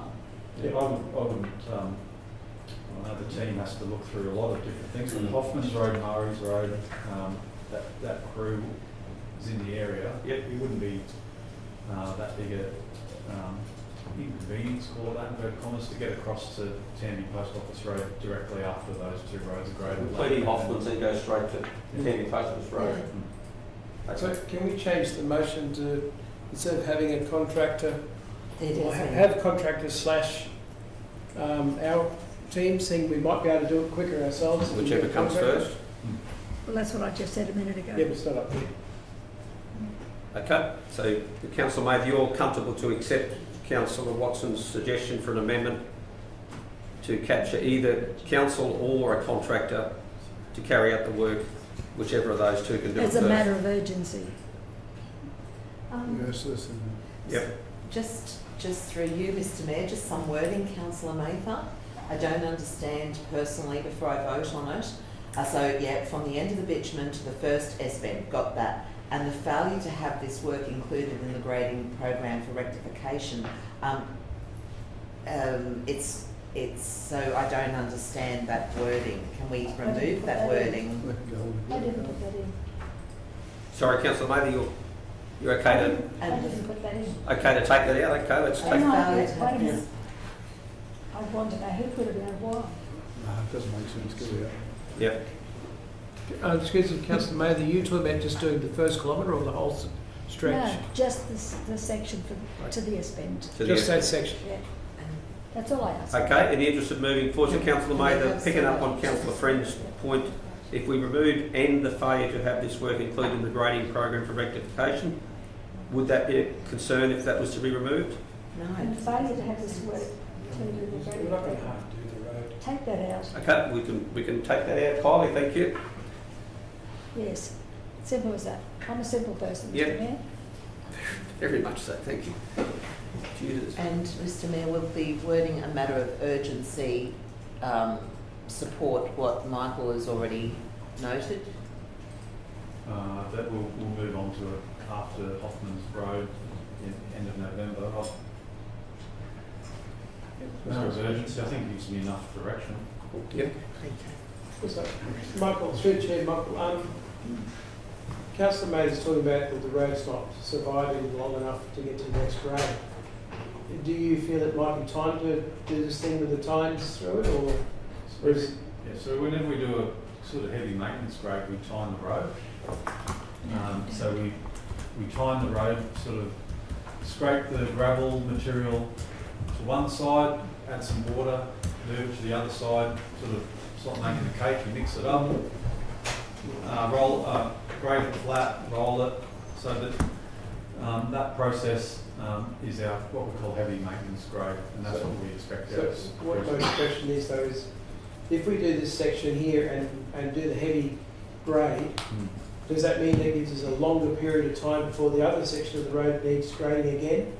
So that it's sort of, as Glenn It'll probably hold up. says, it's about doing that extra bit on a section that needs a bit more work than usual or something like that? Do you already get that? I know what you mean. It'll extend Will the extend. time to the next grade for the rest of the road. Sure. Because if the rest of the road's in good nick, then we do use an average roughness for our grading time frame. So we graded this, Tamby Post Office Road was graded in August 2025. It's due to be graded in March 2026. It's a class 125 road. Yeah. So we grade these roads every 7 or 8 months. In this case, the first 1.5 kilometres potentially needs to be graded immediately, as per this notice of motion. So once we do that work, then we may not need to grade it as per our program in March 2026. We might leave it till July or something. So every 7 months. It's a fairly busy rural road. That's the balance that our road inspectors and the team that does the maintenance grading program every month has to balance the current condition, what's the likely failure modes on all of our network, 800 kilometres in the next month, 2 months, 3 months. It's a bit of a game of chess that continues and never ends. Yep. So Councillor Mather, we've got a slightly refined one up there. Sort of check with you first.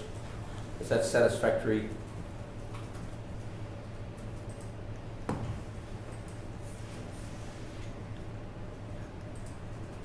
Yes, Mr Chairman, it's fine. Yep. It's fine. Okay. I'm okay. Okay then. Any formal debate needed, Councillor Mather? No, and I'd like to wind up. Very much so. Any councillors want to either speak for or against? No, we'll hand back to Councillor Mather as original mover. Michael, a heavy grade doesn't necessarily mean tiny. And I've had a number of people over the years, say to me they bring in the material from the table drain to fill up the potholes or the corrugation lows. People with machinery or have worked in machinery all their lives say this isn't going to last, and it doesn't, because I monitor them. And I actually follow where the gangs are most times. Not so long ago, the gang was over at Kawonga.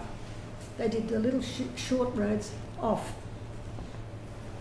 Hoffman's Road, even Savage Road to the Crocodile Farm.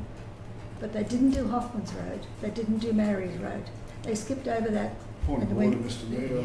No, you listen. Well, what is the point of order? Sorry, Councillor Mather, just allow the councillors, he's got a right to move a point of order, but what is it I first? think we spent a lot of time on this. What we're doing now is we're just going off onto something that's got nothing to do with the road we're actually talking about. What I could suggest in Councillor Eastman, if you want to move a point of order, is move a procedural that the motion be put for the vote.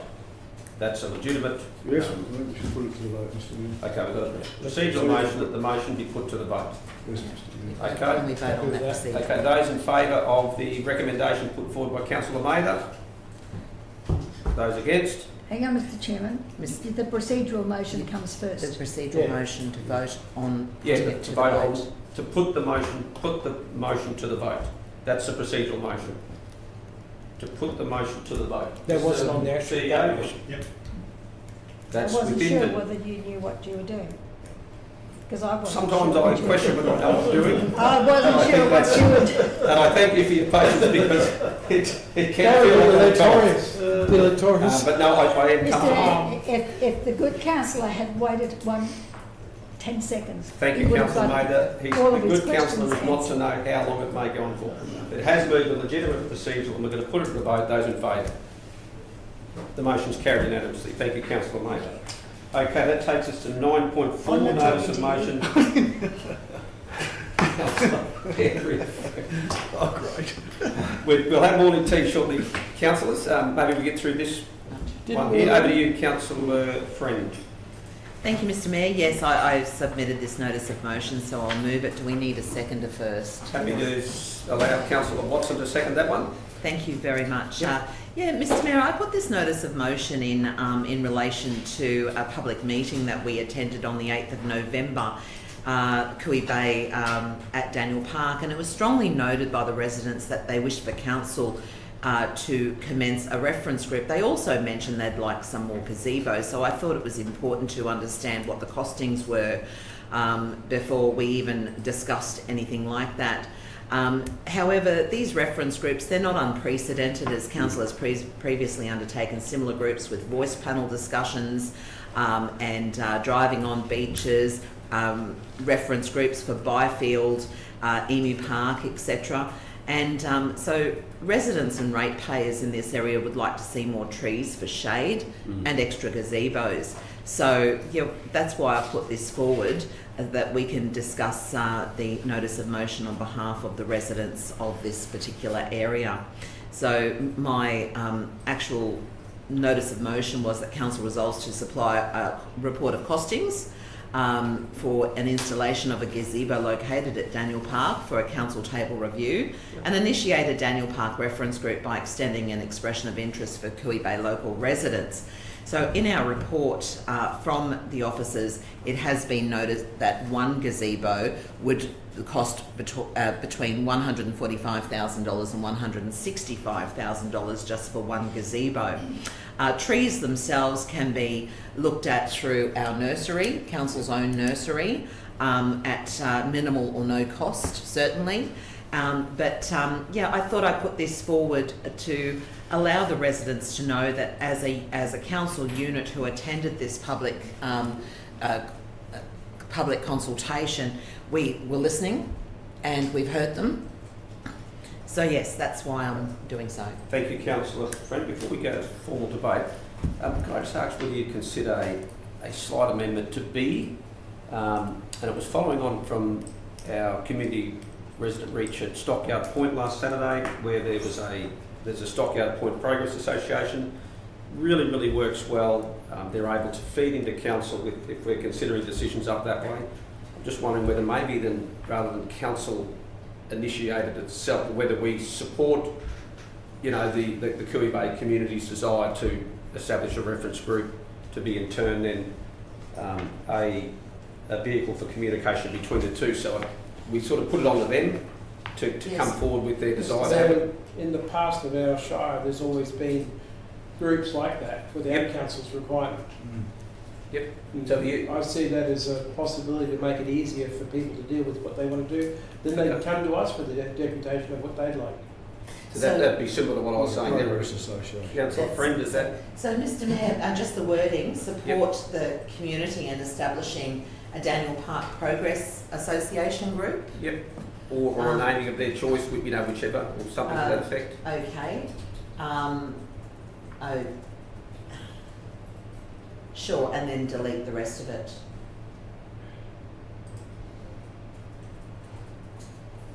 I'm happy with that, Mr Mayor. Right, there we go. We've got consensus there. Okay, yours to speak to, Councillor Friend. Oh, Mr Mayor, really, I've pretty much already spoken to it, so I'll just reserve my right to wrap up. Very good. Anyone speaking against? Speak for. Any further speakers for? Councillor Walcott. Thanks, Councillor Friend, for this notice of motion, and being there also at the Cooey Bay community outreach that we had, resident reach that we had a couple of weeks ago, certainly reflects this, and there's some passionate people at Cooey Bay, and I would think that there would be a few people that would love to be part of the Daniel Park Progress Association group. I think it's a really good way forward in supporting this, and say full support in this. Thank you. Very good. Any further speakers against? Just a question, an observation, Mr Chairman. Yes, Councillor Mayor. We're looking at costings. Now, do we want to grow this thing next year or 5 years from now? Because the costings will escalate over time. But we don't even have a design as to what we're looking at to see what the costings might be. So I think there's a few things that have to... It's all good. I think we leave it to the Progress Association to come back to us with an idea. We just don't want to They were give very any false expectations. So one at a time. So Councillor Mayor, you made that observation? No, I got interrupted, Mr Chairman. Oh, okay. We'll allow you to finish your observation, and then we'll... Second bite of the cherry. I know we're all excited. Thank you. Okay. We're all excited, but I'm saying we need to take these things into consideration, and we can't expect people to go and with a blank canvas and come out with something and we say, well, it's not what we were looking for. We don't want to give them unrealistic expectations, that's all. Okay. They need to have some guide, that's what I'm saying. Thank you for that observation. Mr Mayor, was that a question? Because I can answer that. If you felt there was a question in there, did you I like felt to that answer? there I'm was happy for you a to question answer. in relation to costings, and that's Yes. why it notes the costings Well, we need to have a in plan in the first. report. Well, this is exactly why we need some to support the residents as actually going ahead with a group. Stop it. Okay, so we've had an answer there. Back to you. Did you want to speak to the motion? I was just to speak to it and bring up what I was going to say in speaking to it. It was very clear at the community meeting the other day, that they wanted that gazebo on the top area where the tennis courts are, so it could overlook the ocean as well as look the other way, and it needs to be have a higher roof. This is just for the costings than the one that's actually down where it is at the moment. They wanted something with a higher roof, so that, and not so old-fashioned. So just Okay. that's just something they can take into account. But yeah, I'm all for this. It's I mean, it's a great area. It's there's got a lot going for it, and that would mean that top area would then utilised much better for sport, like kicking the ball around and stuff like that. Any further speakers, either for or against? I'll speak for briefly. I'm for this because obviously to get a progress association group for Denny Park is obviously a necessity, and to fine tune, we can sit here and not live directly across from the park and or nearby, and we can understand, yep, we think a high roof, or we hear a few say a high roof, hear trees, but I can guarantee there'll be people there that don't want trees blocking views, but blocking more people in the area because that's where they live. So I think organising a group that lives in the area that come to us and they speak to the community and represent that community is the best way moving forward. Yeah, very good. Any further speakers for or against? Just need Have some you already spoken to the motion, Councillor clarification. Mayor? Or? No, well, you I made just an need some- observation, but that probably could have been deemed to be speaking. No, I'm seeking clarification. Clarification. Okay. I'll have to check that in the standing orders, but we'll go with the clarification. Something that Councillor Eastwood said. You mentioned the gazebo on the flat surface on the upper level of Daniel Park. Is it the upper level? Or Yeah, the- it's a It flat is section. it is a little higher. That's Full what accommodation. I just wanted to check that that's what you're referring to, because I've had people, kids, big kids, saying this is what we want for our cricket pitch. Sure. So there's going to be a little bit of argument. Thank you for that clarification. We need to Before make we sure go that- to the original mover, in supporting this, I think the motion's really well put. A, just asks for costings on a particular item that was identified from our community meeting. It's not a commitment to do it, it's just a start of that communication to say you wanted to know how much a gazebo was, this is the cost. B is really, really critical though, because there's so much that the community is asking council to do all the time. There's so much, it's constantly coming our way. What this motion does through Council for Friend is it says back to them, hey, we're happy to work with you. We need you guys to step up, put a bit of skin in the game, so you rally your community together, and then like the example of Stockyard Point, you prove to us that you've earned the right to be heard, and then we can work constructively together to move forward with what has been an ongoing concept plan, master plan, not sure, who knows what Kirby looks like. This really is a line in the sand to say, hey guys, you get active in this space, and let's see what we can come up with at the end of that, end of that process. So on that, I'm very happy to support it. I think it's a step in the right direction. Over to you, Councillor Friend. Mr Mayor, I think it's pretty much all been said. As long as the community know that we do actually listen to them, that's what we're here for, that's why they voted us into office, so that we can put their suggestions forward. And sometimes it doesn't always happen, but however, our job is to advocate as well. And so I'm very happy with the result of this notice of motion today, and thank all councillors here today. Okay, we'll put it to the vote. Those in favour? That is carried unanimously. Councillors, I'd like to thank the patience of the members of the gallery and the officers in relation to that report, but I'd like to move a procedural break for... We can't go ahead, Mr Mayor, and do 30 We can't go, minutes. we It's up can't to do you the guys. two. It's up to you. I mean, No, you've got... I think We have to should go ahead, do those the guys can two wait. Okay, you want to move developments. forward with the DAs? Yep. Okay. Then we will, we've got no questions on notice, no committee reports, no audit risk in 12. We're now going to go to 13.1.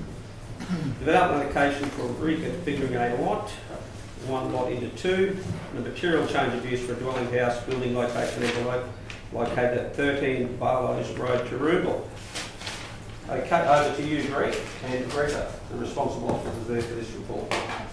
I won't rehash what Gideon has already presented this morning in terms of the proposal. I'll do a quick map. I'll just wait for my PowerPoint to pop up. So it is a reconfiguring lot, one lot into two, and a building location envelope for a dwelling house at Barlows Road.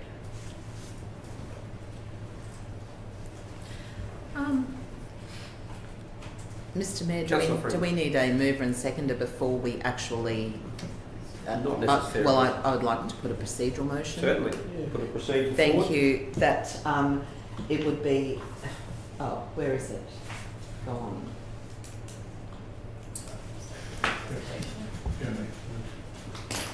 Coming up.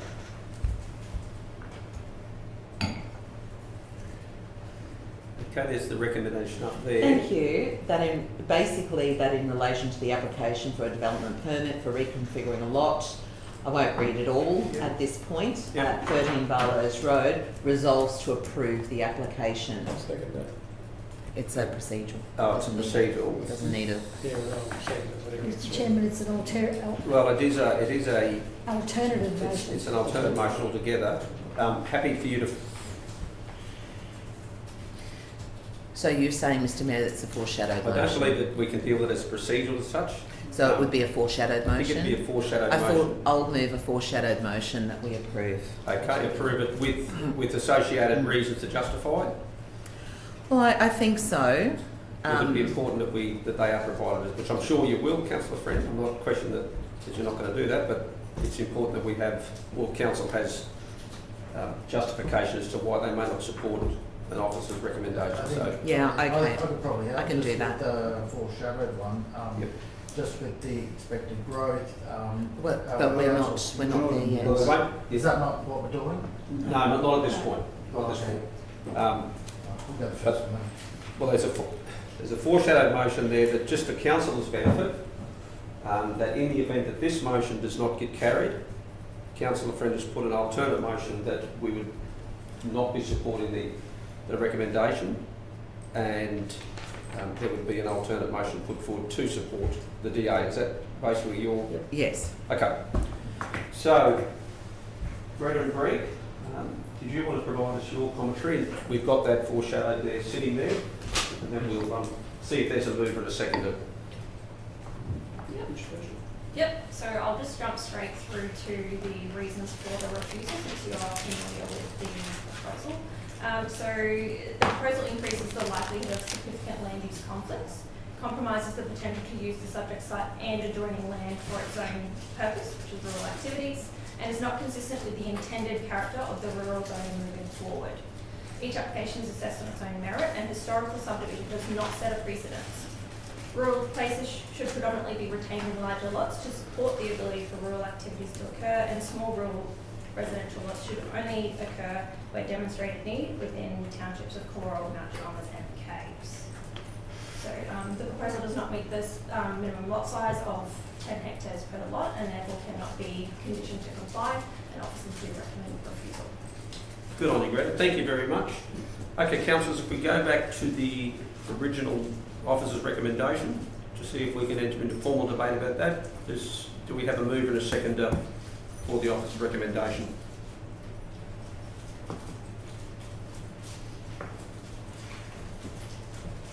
It would appear not. So the motion lapses. Thank you to Greta and Greg there for that. We'll now go to the foreshadowed motion by Councillor Friend, which is to approve the development application for various reasons that will become known through the debate. Mr. CEO. Okay, over to you, Councillor Friend. Mr Mayor, you asked on what grounds this should be approved, as the officers have said that they are not approving it. My grounds, I suppose, would be mostly in performance outcome number 8 on page 69. It protects areas with significant environmental values. It appropriately utilises the natural topography of the site as far as practicable and minimises the need for significant earthworks for future development. And it avoids crossing or otherwise interfering with natural drainage lines, waterways, wetlands, habitat areas and biodiversity corridors. And it retains key site characteristics, landmarks and places of heritage significance. So basically they would be some of the reasons why I believe that this should actually be approved, supported.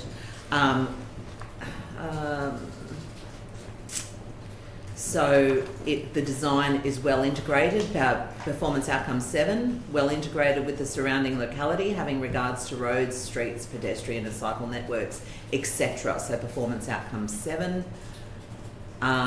And also performance outcome 9, lot reconfiguration does not facilitate development which would be visually obstructive on skylines, headlands or prominent landscapes. These are just some of the reasons that I believe that we should go ahead and approve this. Very good. Anyone speaking against the motion?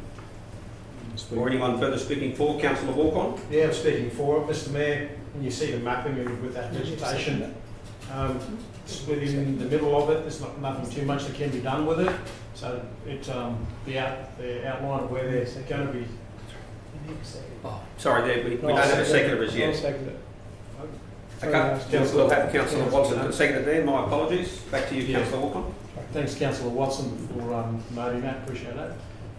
So that vegetation is split in the middle, so it makes sense. You can't do too much with that vegetation in there. You can't go through and bulldoze it all over. It's all protected, so that makes sense. Also, out of the 19 blocks surrounding the area, 10 of them are under that 10 hectares, and the 5 adjoining blocks to this piece of property fully supports the development application, and there's been no objections to it.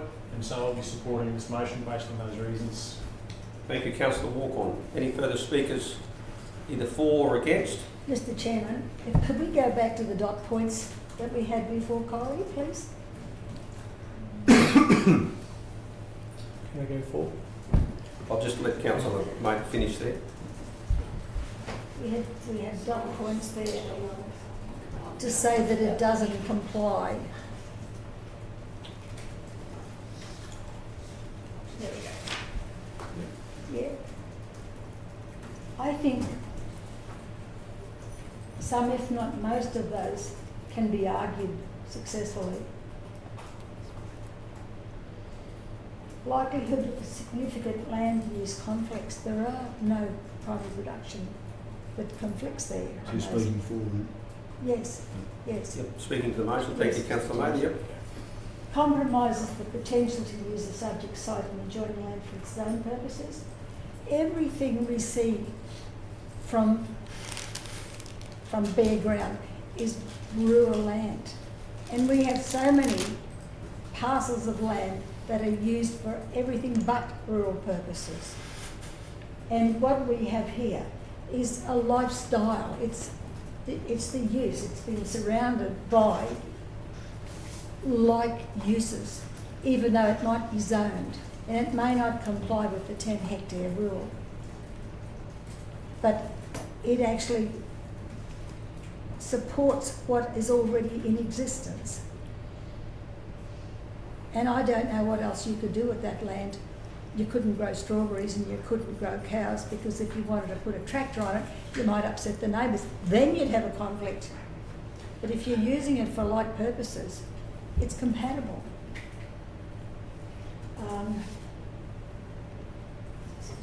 It is being assessed on its own merits.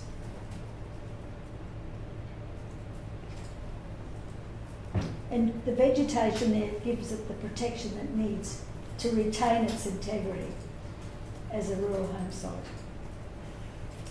And I think all of those dot points can be argued successfully, Mr Chairman. And if we need to include them in the reasons for approval, I don't have a problem if the mover wants to do that. I think you've prosecuted your perspective, Councillor Yes, Mate, and your I opinion. have, That's Mr Chairman, what's I about. think all the reasons that our officers rightly have come back and said we shouldn't approve it because we can say we've got the other argument that says you're wrong. Well, we disagree. Yeah, It's not we so much disagree. wrong. Yeah, It's not so much right and wrong. It's just agreeing. It's an opinion.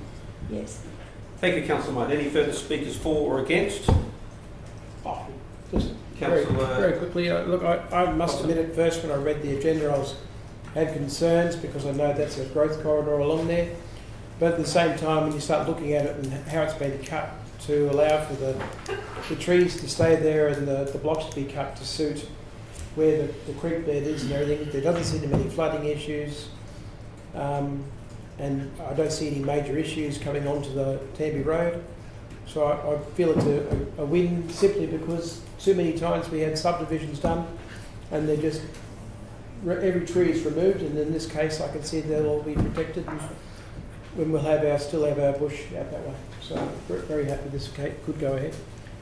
Thank you. Any further speakers before we go to the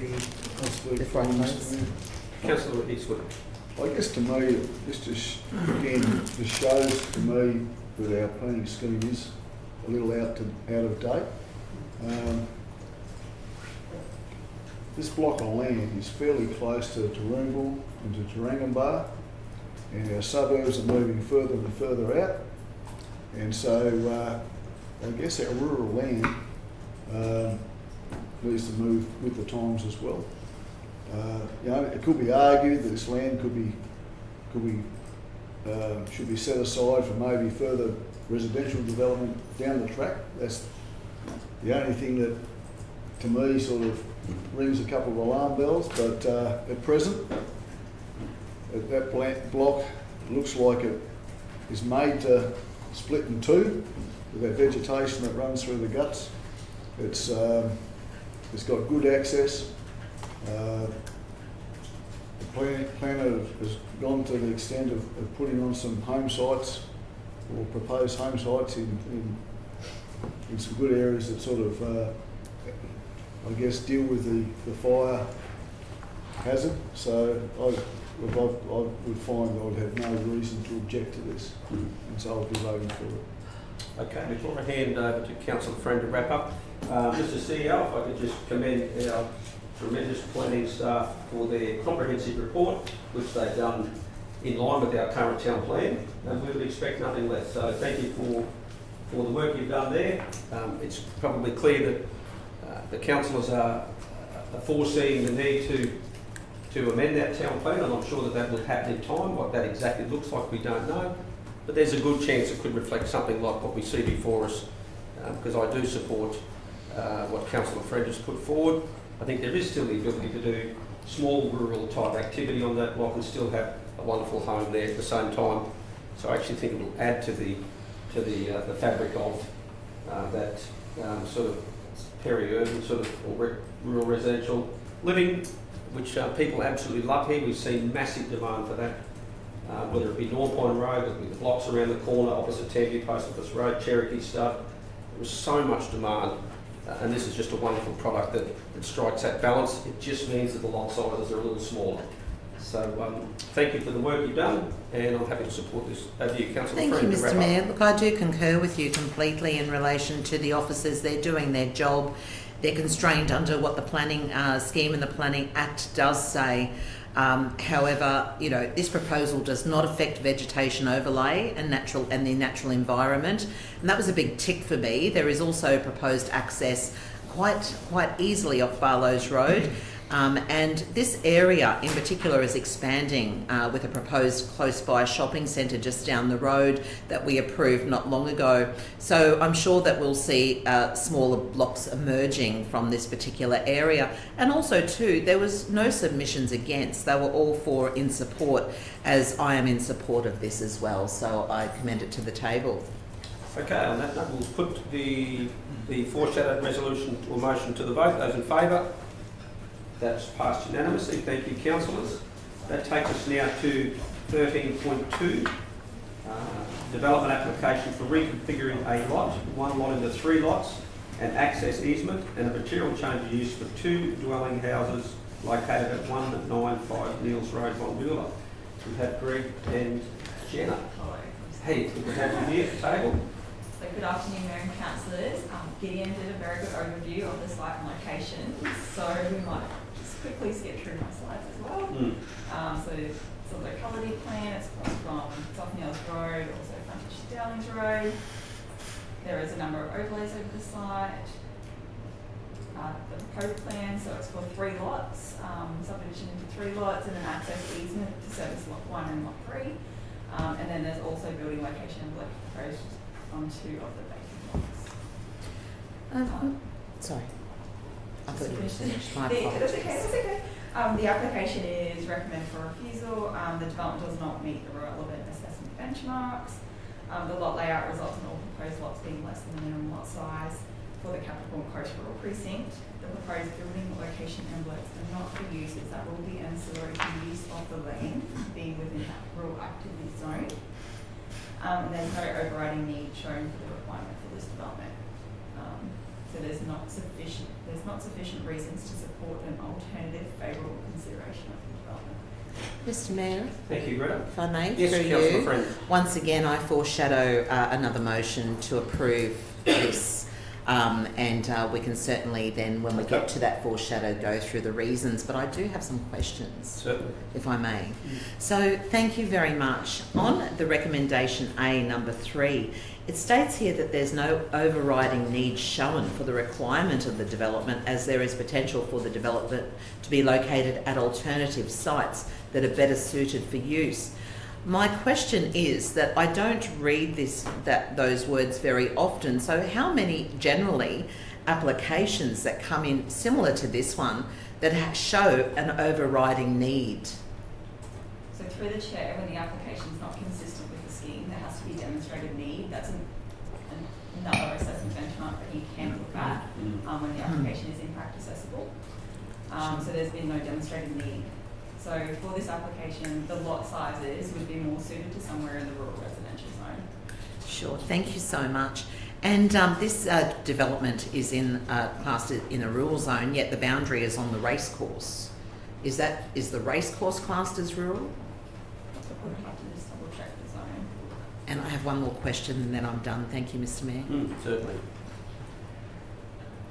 Oh, sorry, you have to check. Oh, we'll have to check the map. Sorry, We'll just check the map thank of the you, zone. thank you. My other question is that perhaps it was an administration error, but in the actual report that council has received, there was no map of the breakups of the lots.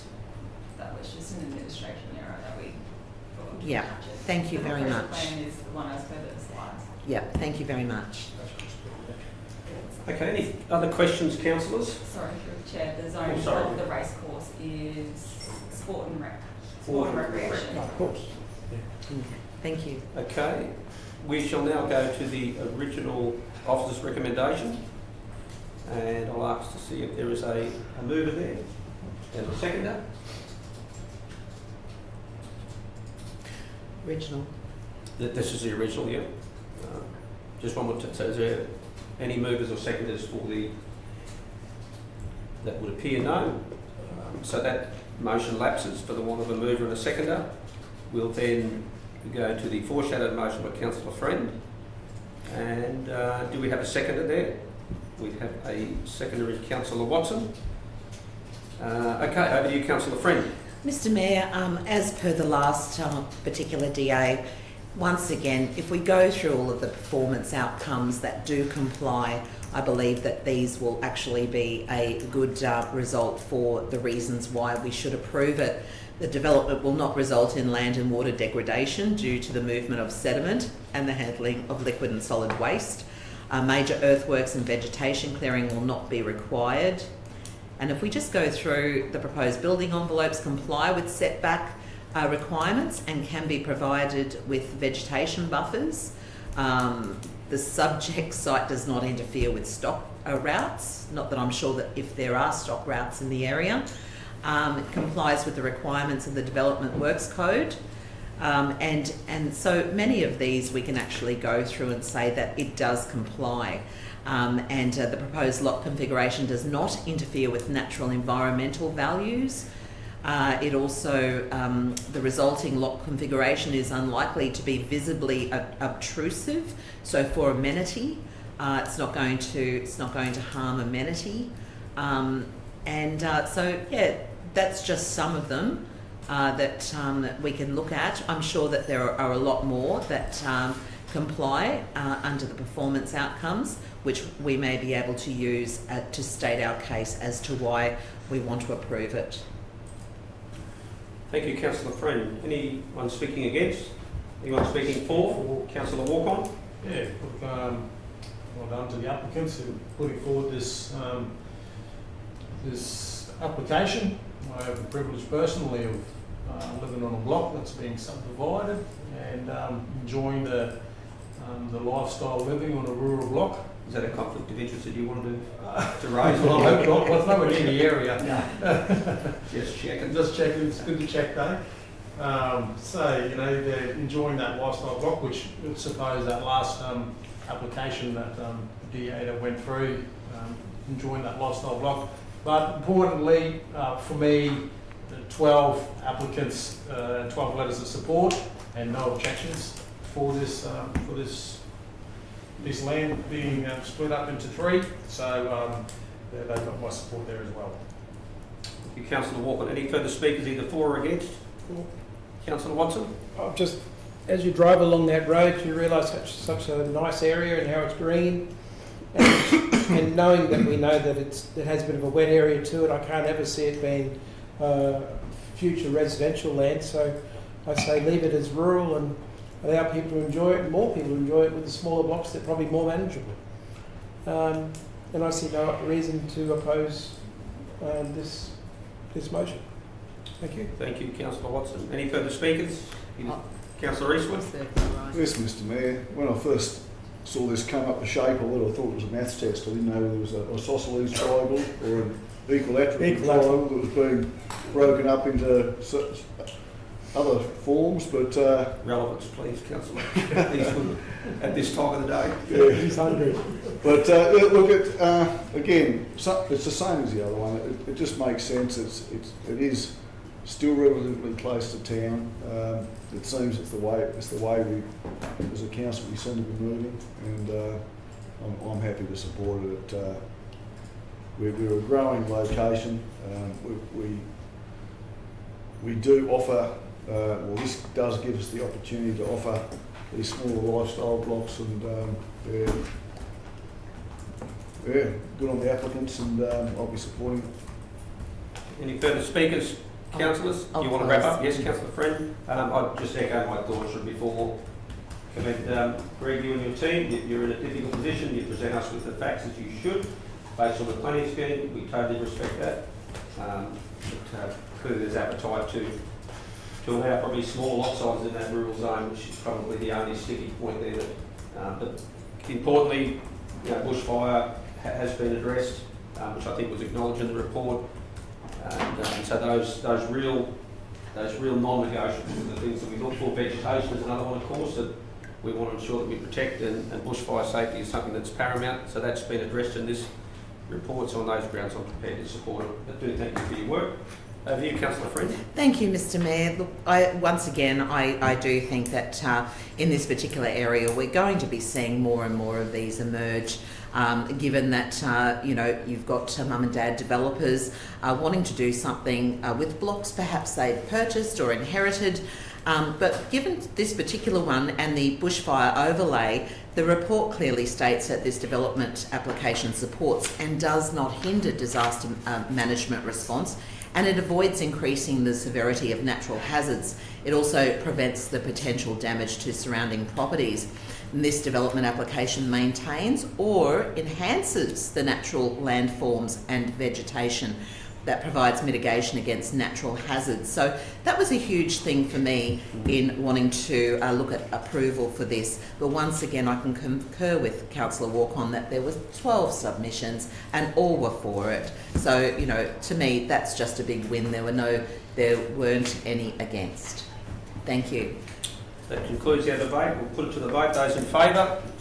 The motion is carried unanimously. Thank you, Mr CEO and staff. Does someone move a procedural that we break for lunch? That's moved by Councillor Mayer. In favour? Yes. Thank you very much.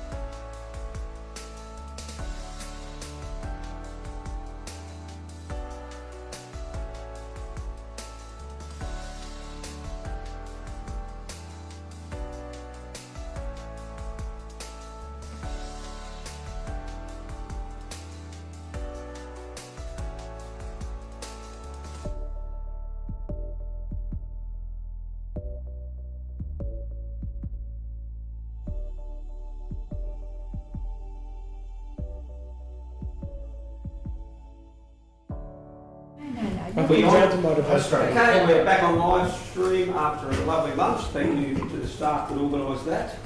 Can we get a mover to resume? Mover from Councillor May to resume. Those in favour? That's unanimous. Thank you. Okay, we are back into our agenda. 13.3 is our next item. Contribution, infrastructure charges, write-off and withdrawal. Over to you, Greg. Thank you, Mayor. I'll take the report as being read, but in essence, we've done some research into some infrastructure charges and contributions. We have been unable to recoup in the past. Most of the first three in the list are outside the statute of limitations for us to pursue. And the last one, the charge is actually incorrectly applied and as such should be withdrawn. Have I taken questions? Any questions, councillors, on this one? We've got the It's recommendation up exceeded on the screen there. They've exceeded the statute of limitations, so basically we can't go any further. That's correct. That's our hands are tied. What is the statute of limitations? 6 years. Yeah. So if we were to apply to the court to try and overturn that, but the court sets a very, very high bar to Well, thank you, Greg, for that. Councillors, I've got a mover there. Mover for Councillor Maida, seconded Councillor Walk-on. Any need for debate there, councillors? No, we'll put that to the vote. Those in favour of receiving that report, thank you. That's unanimous. Takes us to 13.4, response to notice of motion of Councillor Maida regards Muskers Beach revetment wall condition and future works. I believe our Director of Infrastructure, Mr. Creedman's going to speak to this one.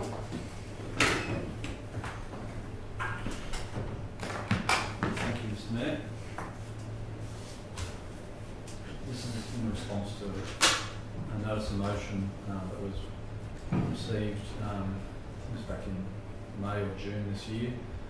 So the contents of the report explains the history of the wall and our current maintenance management regime. It's got a recommendation there from officers, which is to continue the sand replenishment works as required, considering some sand fencing in the interim and targeted vegetation planting based on some of the residents' feedback about sand blow. It's noted that we received external funding from the state government to undertake a sediment and erosion management plan for the beach as well. So that's in hand at the moment. The project brief's being written and it's going to be released soon for a suitably qualified coastal engineering firm to do a study, and that may inform future changes to our management processes, maintenance processes, or it may inform a future seawall change of design once we understand the coastal processes along that section. One more question through you, Mr. Mayor. Yep, perfect. Thank you, Mr. Creedman. Once this officer's recommendation, if approved at this time, how long will it take to install the sand fencing as a matter of urgency? I think we've had a bit of a chat internally, and if this is adopted, then we would look to do some work before Christmas, because there's photos in the report that show that the wall is exposed at the moment from earlier in the year. So we would like to replace the sand and then put the sand fencing up and do that before Christmas. So it's all done currently. And one more question, sorry, through you, Mr. Mayor, just one more question to lead on from there. Number 3 is encourage adjoining property owners to undertake supplementary vegetation planning within their properties. Are we also going to be assisting them with plants perhaps from our nursery if it's before Christmas? It's an early Christmas present for them to... Yeah, happy to. I can't remember there's a certain number that they're entitled to as ratepayers. I don't see an issue if we can provide some more native plants or whatever species they need. It's not a huge cost, and it would be quite a good gesture. And would you once again this leads on the same question? Would you then supply perhaps a letter letting the residents know that they are able to go to the nursery and choose their plants of their choosing? Yeah, happy to do that. So if this is adopted today, then we're planning to notify residents. I think we sent a letter out maybe 3 or 4 weeks ago, just giving them an update on where we were currently at. We would close that out whichever way this fell, and part of that letter and correspondence could be those types of things with the extra planning. Thank you. Questions? Yeah, Councillor Eastwood, and then we'll go to Councillor Watson. Just number 2, hang on, sorry, number 1 it says endorse the continuation of sand replenishment works as required. As for some properties it hasn't worked and they've been getting sand blown back into their properties, I don't know, I just find that a little bit counterintuitive. Yeah. Is there a question? Sorry? Is that- Yes. I find, well, is that, would That's that the be question. deemed as being counterintuitive? The actual wall itself does work, but the issue is not so much about the wall, the sand work not working, but that it causes discomfort to some of the properties in house. But that's in part what Michael talked about, the walls, the curtain essentially going up is to help take away some of that blow into properties, but also some planning programs in the long term to give it some effect. Good. So, question. Oh, sorry. We'll go to Councillor Watson. I beg your pardon. So you finish, Councillor I'm Eastwood? finished, yeah. I'm not sure what a sand fence is. Could you explain what that is, please? Yeah, so there are some examples of sand fencing down Sunshine Coast, Gold Coast. So basically, more robust sand fence might be coppice logs. Oh, like I've been talking about a kinker. Yep. Oh. Yeah. And then mesh could be shade Shade block or block. something, just enough to stop the sand blowing through. We've done some research and they do it on the Gold Coast quite a bit. Well, we did it at Kinker. That's how we saved the beach. Produced a new dune Yeah. for doing it. You did a sausage in the ocean. Questions? Councillor Friend? Thank you, Mr. Mayor. Michael, because Councillor Eastwood found it counterintuitive to endorse the continuation of the sand replenishment works upon the revetment wall, I am aware, but perhaps would you explain to all here how important and imperative it is that the sand is replenished on the revetment wall and how it actually will enhance the life of the wall itself? Thank you for the question. So the revetment wall as it is now was constructed in about 2016. It was designed that would be Elco Rock geotextile bags, and then the bags to further protect them, to give them an extended life of about 25 years.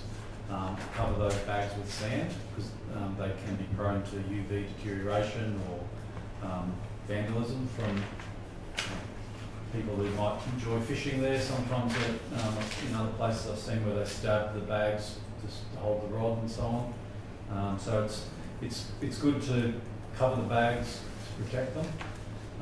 In doing that, it allows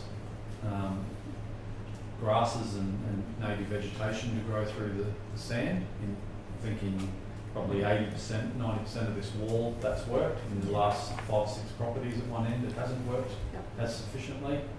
And that's been feedback from the residents and we appreciate that. To ensure that the longevity of the wall and according with the original design intent, officers recommend that we continue to replenish the sand over the bags. Probably after earlier in the year we had a cyclone down the coast, so that's why the bags were exposed. We'd like to cover those again, but also change tact a little bit and put the sand fence in behind to try and reduce that sand blow, and then work with the residents and our environmental officers to vegetate in June a little bit better. Now's the time to do it. If a bit of rain over the wet season, things should bed in. Thank you. Question, Mr. Sure. Chair. Councillor Walker. So, just want to talk about number 2 there, the supporting the consideration of additional mitigation measures. Is that saying that there's support of a consideration, or is that saying that we're actually going to do something? Some sort of mitigation, or is it just for supporting their consideration? Is it an action or is it a thought? I'm trying to figure out. So our intention is that we would do the mitigation, which is sand fencing and targeted vegetation planting.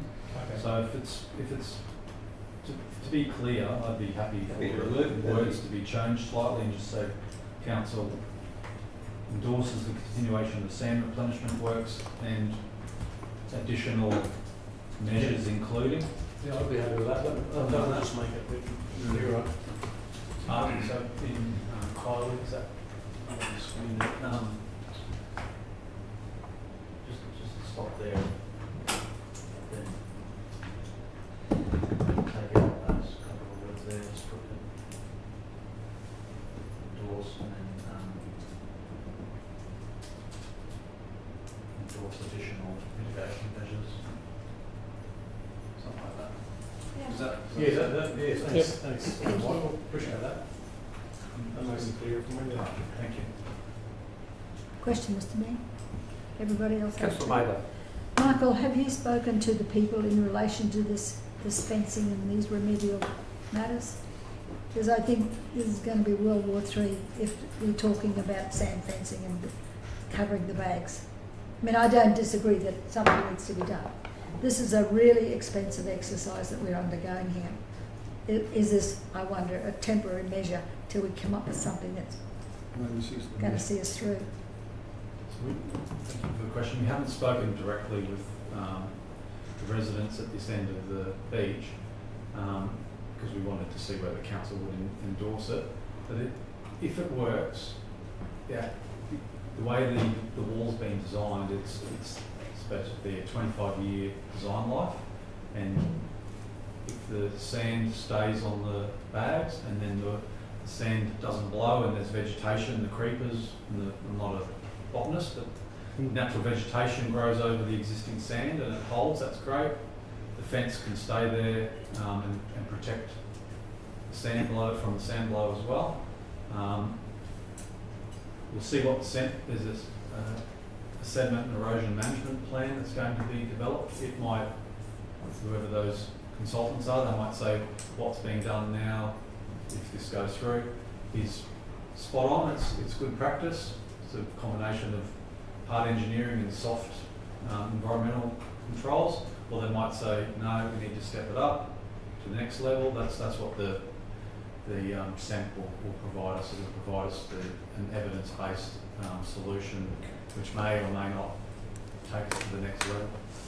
I'd be loath to support this until such time as we've had discussions with the landowners.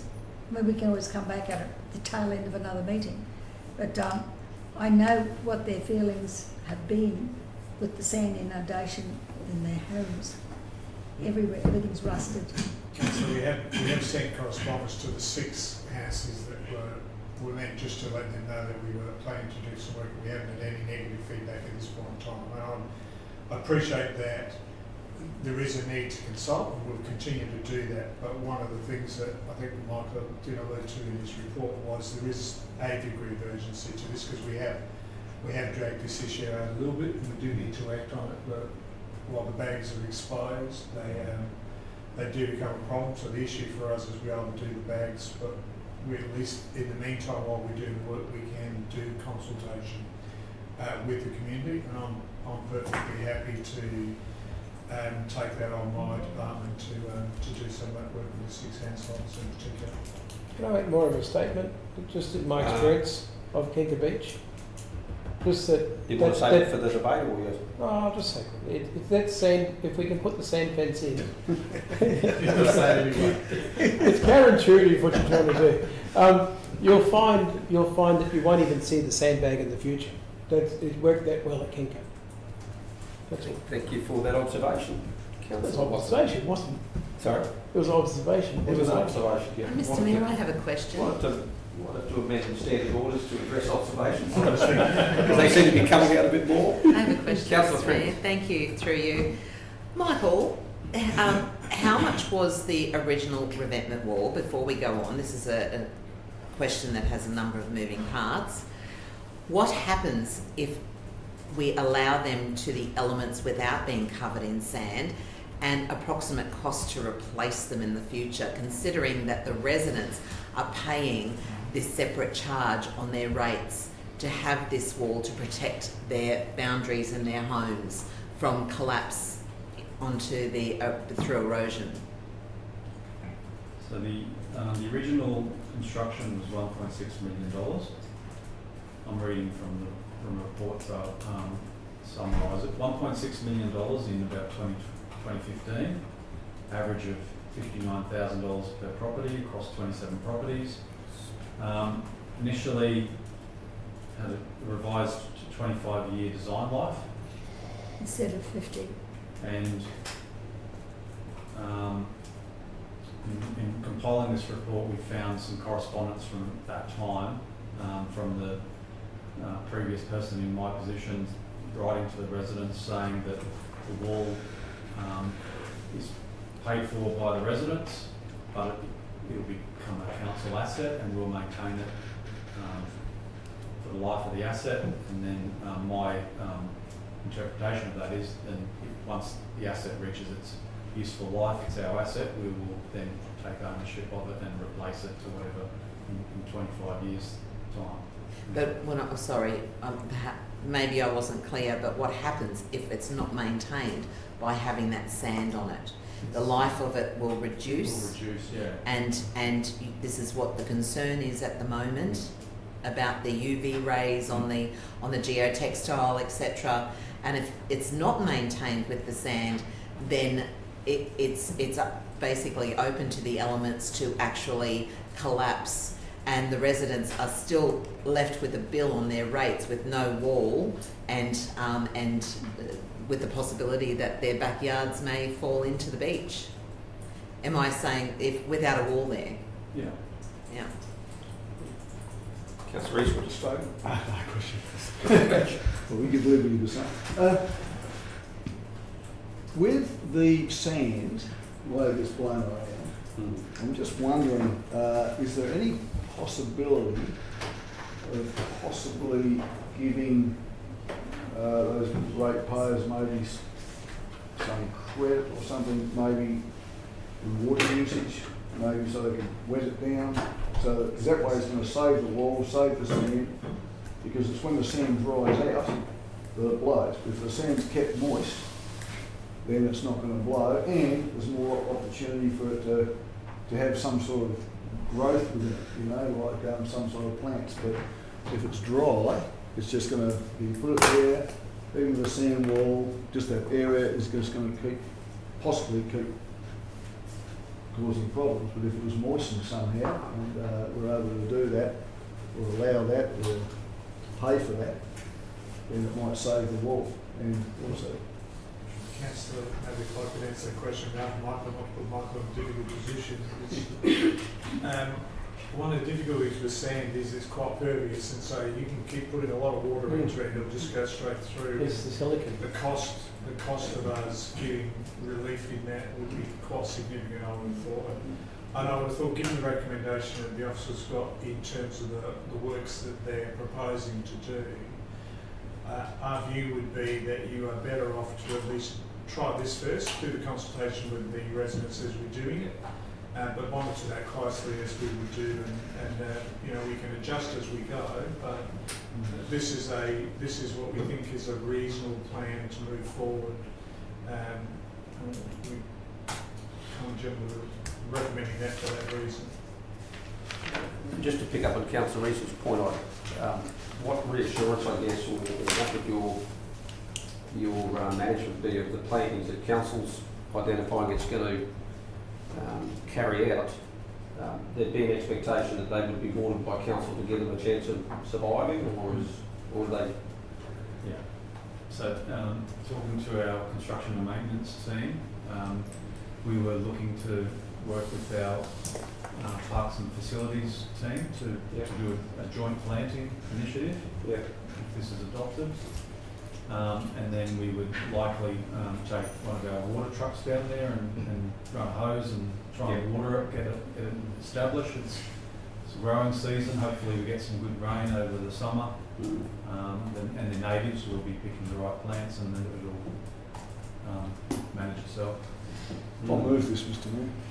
Okay, just one further request, I guess. Item 2, I would take it that that's being carried out because there's a recognition to reduce the sand erosion that is impacting on the neighbours that live there. Yeah, sand like. So there's an agreement that to just put sand there with no mitigating measures is not what the officers recommend. And the reason we're doing that is to reduce the amount of sand that's leaving the dunes and blowing into people's houses. The current maintenance regime is to push sand up onto the bags, protect the bags, and then the natural vegetation would grow over and protect the bags at the top and the sand blow. This is to help. This is because we've listened to I think 6 residents in that end of the beach who are getting. A couple of them are getting sand, and they've mentioned that to us. So this is our sort of action, I guess, to try and mitigate that and help them along a bit. So it's a recognition that there is a problem that council has a responsibility to try and address. Otherwise, it would be. It's a recognition of listening to the residents. Yeah. Yeah. So is there any way to endorse additional mitigating measures?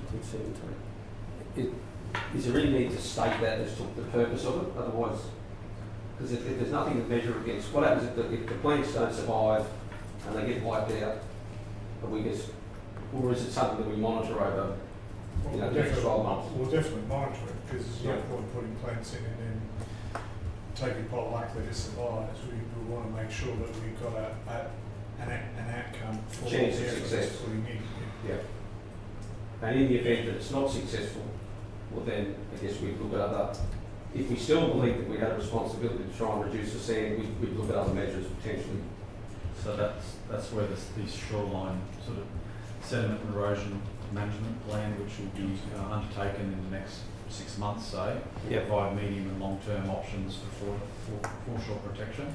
Okay. So if this proves not to work, and a coastal engineer through that study suggests other things, then that's what we'll have a report on hand that council can endorse with actions, and then that sets sail for the future. Okay, that's a separate activity altogether, though, the shoreline management plan. Yeah. Okay, but it's specific to that beach. Yeah. Mr. Chairman. It might have been good to just reference it in there that perhaps for those landholders there, they could see that, well, there is an extensive funded plan being undertaken to assess the actions of that beach area that will in turn quite likely inform how that is likely to be managed in the future. So this additional action that council is undertaking. Yeah, well, then perhaps I'd suggest that as a final one, that the recommendation is that council communicate with residents in the affected area, identifying additional activities to be undertaken to secure the integrity of the plans. Yep. Communication with the residents should have been the first one on the list. Well, yeah, I guess from our perspective, it's a given. Yeah. I appreciate the councils might want that stipulated, but for us, it's a given anyway. Yeah, we need to do that because these people are quite distressed. My question is, Thank you for that, Mr. CEO. Back to you, Councillor Mather. what consideration, if any serious consideration, has been given to the alternative rock wall? Well, my understanding is the shoreline management plan would be the perfect vehicle to identify all of the workings of that beach and what is actually going to work long term. 'Cause But without that, looking at what we've got historically so far, just on that beach alone, there seems to be a little element of that beach that is causing the gravest concern. The rest of it seems to respond fairly well Yep. to action and plants and so forth, but there's an area there that obviously needs a little bit more concentration, a little bit more enforcement. And I'm just wondering whether we need to focus on that.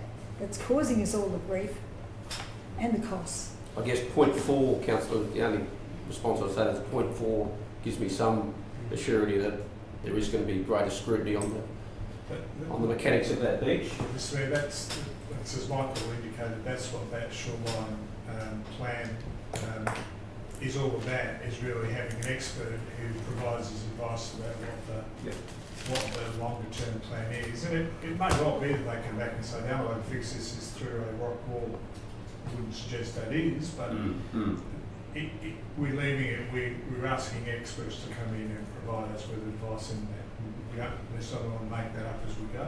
We'll leave it to the experts to give us advice on that. Let's ask one other question. Through the chair, Michael, will this sand fence go the full length or just for those properties? I think at this stage it's only for those properties that are affected. As you look at the aerial and move around the beach, it's quite heavily vegetated. Yeah, I realise. I was just asking. I know that when they did Kinka, they went past the area that they wanted to do, so that it didn't. What's the word? They went past what was required, not all the way, but just a fair bit of the beach, so that it couldn't go around behind it, as in the water, because the water came in behind it first and used to wash it out. I photographed it from when it disappeared into the dune. That's all. So I wasn't here during that time, but from what you've described in the past, that was to capture sand flow from the water, whereas this is to stop sand blow. So we'll do it to the edge or into the vegetation to a point where everyone feels that the vegetation's doing its job, and then the sand. It did two things. It caught sand on the front, but also when the tide went behind it, it left the sand behind. Yeah. When it did kink. Okay, if there's no further questions, Councillor Eastwood, you said you were going to move this? I'll second it. Right. Seconded, Councillor Watson. Do you want to speak to all of that? Unless you want to second it. No. Yes, Mr. I was Mayor. going to make some alterations to number 4. Well, we'll see. We'll test this motion to see whether it gets support or not. Unless you want to put to the officers further amendments, but Well, I'm happy with what's there. okay. Well, let's get the debate underway. Councillor Eastwood, do you want to Mr. speak? Chairman, I'd like to amend that then, that'd be the case. Council, number 4, council to communicate with residents of the affected area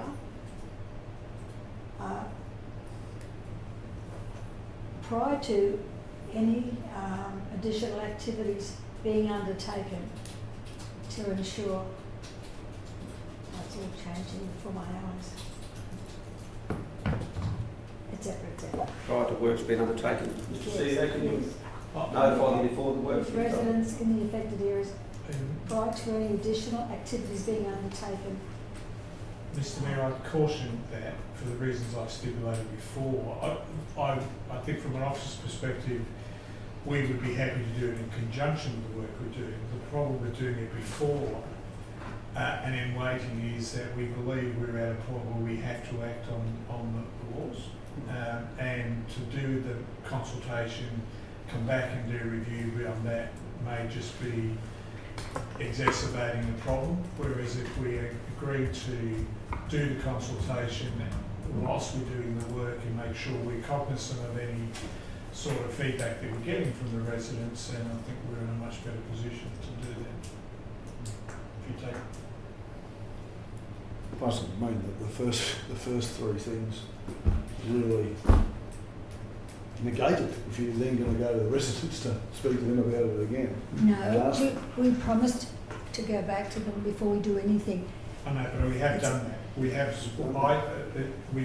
written to the 6, and we're talking about the 6 residents in particular. We have written to them to tell them what our intention was to do, but also to advise them that we're aiming to do some additional works. And as I said, we've had no feedback that I'm aware of at this point in time of any adverse reaction to that. And so, in effect, what we would be doing, if council accepts these recommendations, is doing the work, but in the process of also doing the work, further consult with that community, that specific community, to let them know what we're doing, to let them know why we're doing that, and we can address any concerns they've got while we're doing it. It just allows us to move forward while the work's being done.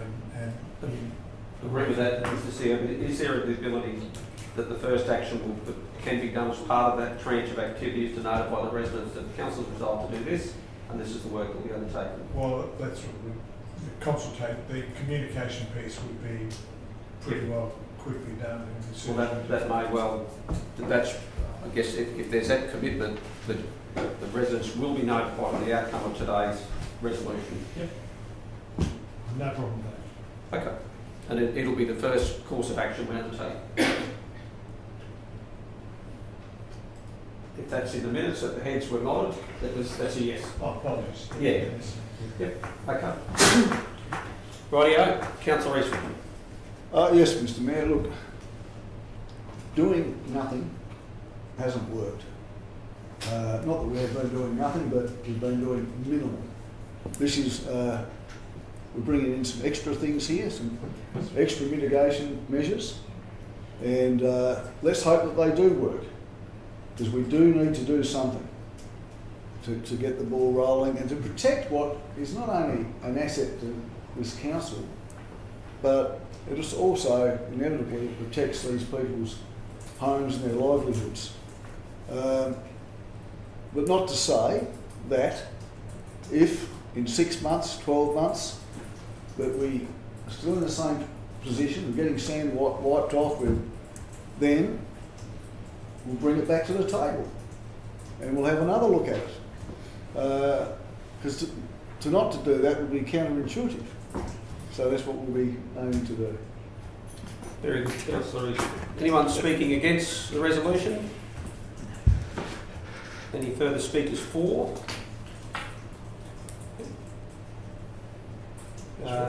Any other speakers at all? I'm just concerned, Mr. Chairman, in Michael's office, when I spoke to the last chap who was there, we told them we would talk to them before we go ahead with anything, because of the impact that they had with the sand blowing into the houses. It was quite humongous. So I just need to be assured that we are going to honour our word. That's really what it's about. Yep. Sand comes, sand goes, plants come and go, rocks come and go. But you can't restore the honour if you break your word. Yeah, well, are you finished, Councillor Maynard? Yes. Yep, well, in speaking in support of this motion and taking on board your points, I'm confident that we've communicated loud and clear in this resolution that there's an expectation from this resolution, if it's supported, that the residents will be notified of the decision that council has made today and the number of actions that are going to be put together to try and address what is a very problematic situation. So for me, that is very important. Communication is part of that. Absolutely. I think we've made that really, really clear, and the CEO's acknowledged that. Doesn't mean that the residents will like exactly what they hear, but important with me is that it is communicated so that they do hear what we've decided here today. We don't know how successful it will be. I'm no expert, so I'm not going to try and lay claim to being one to say that it won't work. But importantly, we're doing something to protect the wall and to minimise the sand leaving that wall and ending up in the front patio of those people's properties, which I don't think is a great outcome for them. So it's a step trying to alleviate a complicated problem. We see this on Putney Beach on Great Keppel Island, where we've got a constantly revolving situation where you're taking sand off Fisherman's Beach and putting it on the Putney Beach, and it goes out in the bay and just does this circle. We've agreed that that's not a long-term solution. That's why we've applied for $600,000, got it, we're going to get a great design, and who knows what can come from that. Having that cent money there to focus on a longer term permanent solution is going to be critical really in the long term, and it may well be very different than putting sand fencing and targeted vegetation planting. But in the short term, this is probably the best that we can do. So on that basis, I'm prepared to support it. Any further speakers for or against? No. Councillor Easter, did you want to wrap up or not? Oh, look, just to, I guess, re-emphasise that we've just got to give it another crack, and hopefully these additional mitigation measures will make the difference. Okay, we'll put it to the vote. Those in favour? That's anyone against? No, that's unanimous. Have I got that correct? Okay. Thank you, Michael. For that. Councillors, 13.6 monthly financial report. 13.5. Oh, sorry, my mistake. 13.5 road closure application adjacent to 508 Mount Chalmers Road, Mount Chalmers on lot 1. And the rest there, over to you, Michael. Thank you, Mr. Mayor.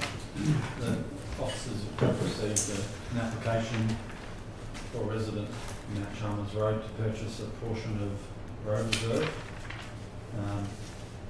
Page 162 of the report probably says it all really. You can see on the map there's a slither which is a private property with a dwelling on it, and then just adjacent to the property the applicant is looking for council support to purchase, I think it's about 20 metre wide frontage, additional land to amalgamate into their property.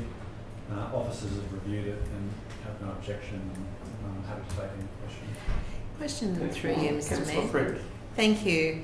Michael, I'm sure you're aware of this question, but I think it's important to ask in an open forum that the Department of Natural Resource and Mines, manufacturing and regional and rural areas, can't read that, will require the applicant to undertake public notification, engagement and consultation. Why is this not undertaken before a council's response? Thank you for the question, councillor friends. It's not required under the current process, so the state government sets out the process to be followed. If a resident is or a business is proposing to purchase land, all of the road reserves are vested in the state, so it's a state government process they need to go through. The current process is that the applicant needs to secure an opinion from council, either to support it or object. Either way, we fill out the form and we pass that back to the applicant, and the applicant takes that through to the state government, and then the next step is for the notification sign to be placed on the area of land so that the community then can have a say. And then that goes back to the state government and they're the final decision makers. So it's a process that we've got a part to play, but we're not the decision makers. The state government. Thank you for clarifying that for me. I really appreciate it.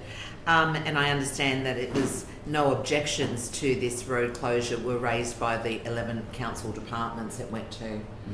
That's great. Thank you. I'll move that, Mr. Mayor. Okay, we're going to move it there. Got a second that, and then we'll go to Councillor Watson's questions. You happy to second that? Yeah. Yep. Also, just a little question. But is council notified if these approvals go through with the state? Not directly. I might just say that we would find out in time, because the cadastral boundaries change, and then we get an update from the state government on the changes to the boundaries. But I don't believe, I might just take it on notice to ask the officer, but I don't believe we get a formal response back. Yeah. How it's concluded. I just, it'd be nice to know what happened in the future, because we never seem to hear. Okay.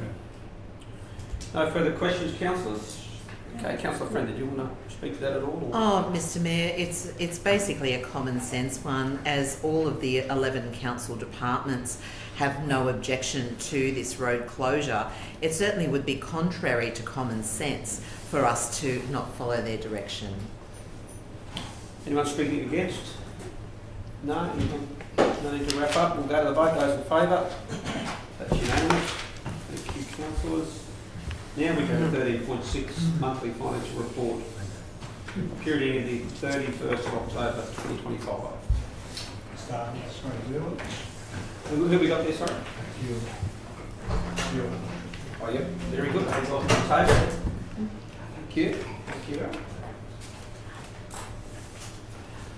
Thank you, Mr. Mayor and the respected councillors. The report being presented is a monthly finance report outlining the council's financial results for the period ending 31st October 2025. All variances are reported against the 25-26 financial year budget as adopted by the council on the 9th of June 2025. Whilst I will take the report as read, a few key highlights in this report are: number one, section 1 of the attachment 1 of this report includes a dashboard giving a visual representation of the key financial attributes and metrics.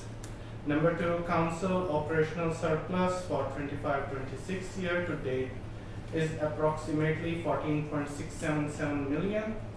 Number 3, at this relatively early stage of financial year, total capital expenditure is approximately 18.62, with the approximately 32.54 million of capital expenditure commitments at the end of September.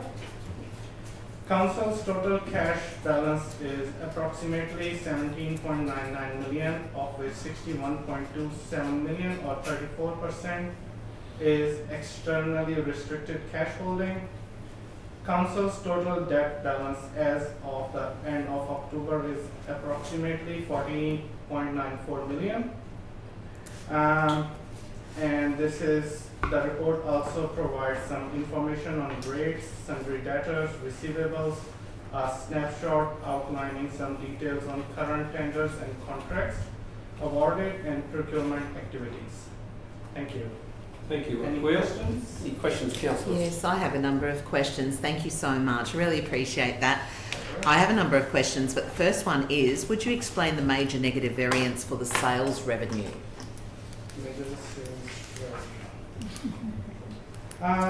It's because mainly due to the local fees. So we budget, the variance is being calculated based on the actual numbers and the budget. So we budget the some of the revenue as per the phasing, okay, which did not happen so far. That's why there is a negative variance. So it's a timing difference which will occur sometime in the future. Got you. Thank you very much. My further questions go towards procurement. On page 174, it says, in accordance with section 237 of the Local Government Regulation 2012, Council publishes the details of all contracts valued $200,000 or more. Goes on to say that these must be displayed on our website, on public notice boards at the Yeppoon Town Hall. And then it goes on to say 7 contracts over the prescribed value were established via purchase order. When I look down the table, there are 12 contracts. Which 7 of these are over 200,000? I see. This table is for current tenders, Gotcha. not the contracts. Okay, so current tenders, got you. All right then, so the contracts aren't noted in this? No. Okay, thank you so much. So recently Council was noted as having a significant deficiency by the Queensland Audit Office. What happens when this process is not followed under section 237 of the Local Government Regulation 2012? Can you answer that? I will write down that question. And take it on notice? To you. Yes, thank you. Yeah. That would be great. Thank Just you. that last question. 237. So maybe I can circulate the question. When those things occur and when the external auditors make recommendations about that, really what they're doing is saying to council, you have a potential deficiency in the way that you follow the process. It's really brought to council's attention so that council can learn from that, so that in the future it tries to avoid doing that. Right. It doesn't have a penalty or an implication Okay. for a penalty at any given point in time. It really is as an audit activity is to give you advice about things to watch for in the future. Oh, thank listed you. as deficiency or serious deficiency or otherwise. Sure. So there is no penalty on council for Oh, thank you so much, Mr. CEO. One more question. There are 3 contracts noted from page 192. Our panel has selected these 3 as preferred tenderers. So I just want to know, in accepting this monthly financial report, are we also accepting these 3 contracts preferred tenderers, or will they come to the table separately? Well, the procurement team will follow the process Yep.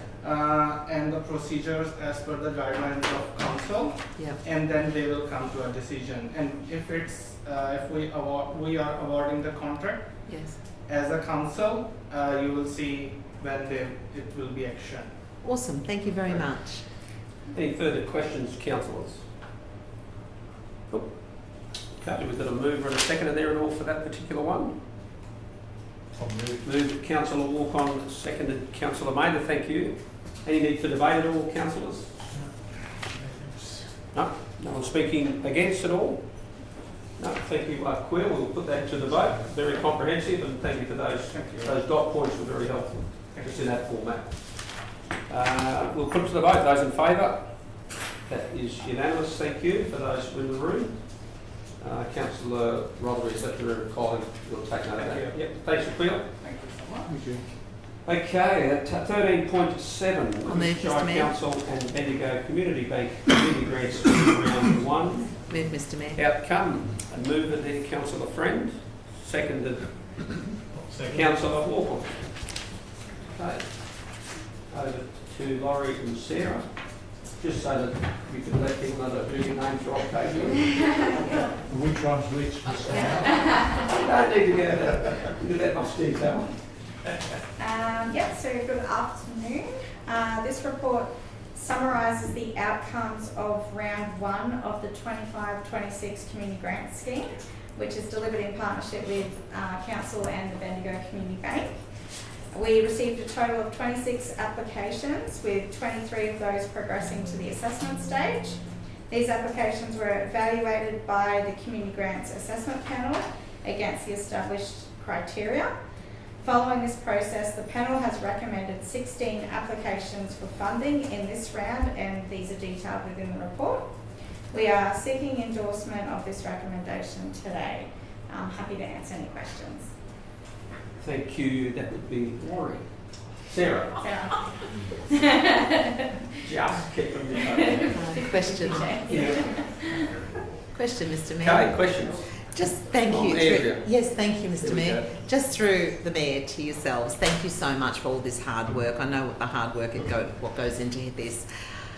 Just one of the, just wanting to point out for clarification for anyone in the public that might be interested, am I correct in saying that the Australian Native Bee Association, ANBA, and underneath it says Rockhampton branch, that we've allocated a grant to these people because they're going to be purchasing and installing beehives and educational resources in Livingstone? Yes, It's not that's for correct. Rockhampton. Yeah, so It's this in initiative Livingstone. will be delivered in Livingstone Shire. Yes. Lovely.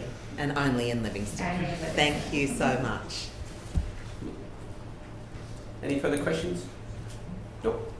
Just one, Mr. Chairman. Yes, You may not be able to answer it. Does, say for instance, a small hospital, if they're looking for new equipment, are they eligible to make application here, being a state entity? Yeah, I can answer that. I'll Thank check you. with Laura if Through she'll you, answer Mr. Chair. No, if they're a state registered entity, any state government entities aren't eligible to apply because they have a lot of other funding sources they can look for. If it was a non-state funded hospital, they could partner with someone that could auspice them and they could then apply in that way. Yeah. Yes. It seems the state doesn't always recognise the needs of the small hospitals and they have to fundraise. When you look down the list here and you see all of the would love to have things, and when you know that there are things out there we would love to have because we need them, they don't equate. So that's all right. Thank you for answering, Laurie. Thank you, Okay. Councillor Friend, did you want to speak? Thank you. Thanks so much, Mr. Mayor. Look, these community grant schemes are just such a wonderful thing for our community, and Livingstone Shire are very, very pleased and also honoured to partner with Bendigo Community Bank for these community grants, because with Bendigo's partnership we actually can spread more money further for all of these community groups. A lot of these things that I see are actually needed by these groups. It's not just nice to want. The Coxcomb Veterans Bush Retreat needed solar security cameras and lighting to enhance their safety and security out at Cams Road. Emu Park Surf Life Saving Club needed to install a new roller door and shutter door, which was imperative to keep their equipment safe and also secure. Fig Tree Creek Markets needed 2 new marquees to actually continue to undertake those markets that everyone loves to go to at Fig Tree Creek, and that was for the Keppel Coast Arts Council. The Keppel Coast Dirt Bike Club needed some UHF two-way radios. Once again, imperative for the safety of those that attend the Dirt Bike Club. We had Yeppoon Show Society needed roller doors. Yeppoon State School needed seating and signage, and also some plants to help them with their well-to-do and well-organised nomination. Yeppoon Surf Life Saving Club needed sting suits. Now they're a must, especially in our area and in summer. And without sting suits, that could be a real problem. Not only could swimmers be caught up with stingers, but so could the actual surf lifesavers. Meals on Wheels needed a new laptop that was actually broken and had its day to help keep track of who's getting their meals and where they need to be delivered to. Coral Cricket Club needed some balustrade. Capricorn Coast Football Club, shed guttering and labour. Capricorn Coast Landcare Group, they needed a defibrillator because a lot of retired people join Landcare. They love gardening, they love looking after the community, and a defibrillator is actually imperative. It's not a nice to do, just a want. Yeppoon Gymnastics needed assortment of gym equipment, and Millman State School also got some play equipment and furniture. And we're very, very proud to support all of our state school P&Cs, especially out at Millman in our northern area. And once again, those native beehives will be installed in Livingstone. Emu Park State School Parents and Citizens Association needed some netball posts and pads and basketball posts and pads, high jump mat and trolley, a multi-lane timer, wireless receiver and wireless lane button. These are a need for all of those clubs. They're not just a want. Oh, we'll put a grant in and we'll get them if for a later date. And lastly, Girl Guides needed 2 outdoor tables with seating, and that certainly had past its use by date. So we are just so proud to commit $100,000, and Bendigo Bank has committed $30,000 to this financial year. And so this is wonderful. So I say well done to all 16 recipients, and we're very, very proud and very, very happy to be a part of these grants. Thank you. Thank you, Councillor Friend. Anyone speaking against? No. Could you? We'll put it to the vote. Those in favour? That's unanimous. Thank you, councillors. Thank you, Laurie and Sarah. Or Sarah and Laurie, whichever one. 13.8, tender request to Capricorn Coast Outrigger Canoe Club. Wow, over to Carlos. Good afternoon, councillors. Report before us today. We've received a request from the Capricorn Coast Outrigger Canoe Club, who are seeking approval for a 10-year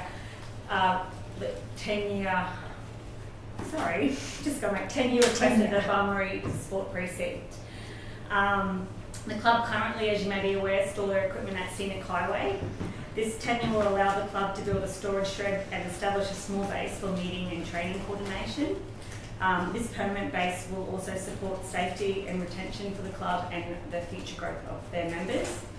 Officers are very supportive of the tenure request. The Barmarie Sport Precinct is zoned for sport and recreation, and the proposed site is separate from any existing sporting clubs that use that facility. There's no budget impact to council. The club will be funding all construction and any maintenance that's associated with building of that shed. Happy to move, Welcome Mr. any Mayor. questions. I'll move it in Councillor Eastwood, seconder in Councillor Walcom. Any questions at all, councillors? No? Councillor Easton, do you want to speak to that? Look, just briefly, but the Outrigger Club for many years have been trying to find somewhere to store their equipment. We've had a couple of false starts that haven't worked. And I guess we're still looking at something more permanent down where they actually do their outrigging. So it's a good step forward. I think it's going to make them happy as well as alleviate some of the problems they have with their storage. Excellent. Anyone speaking against? Any further speakers for? Not against.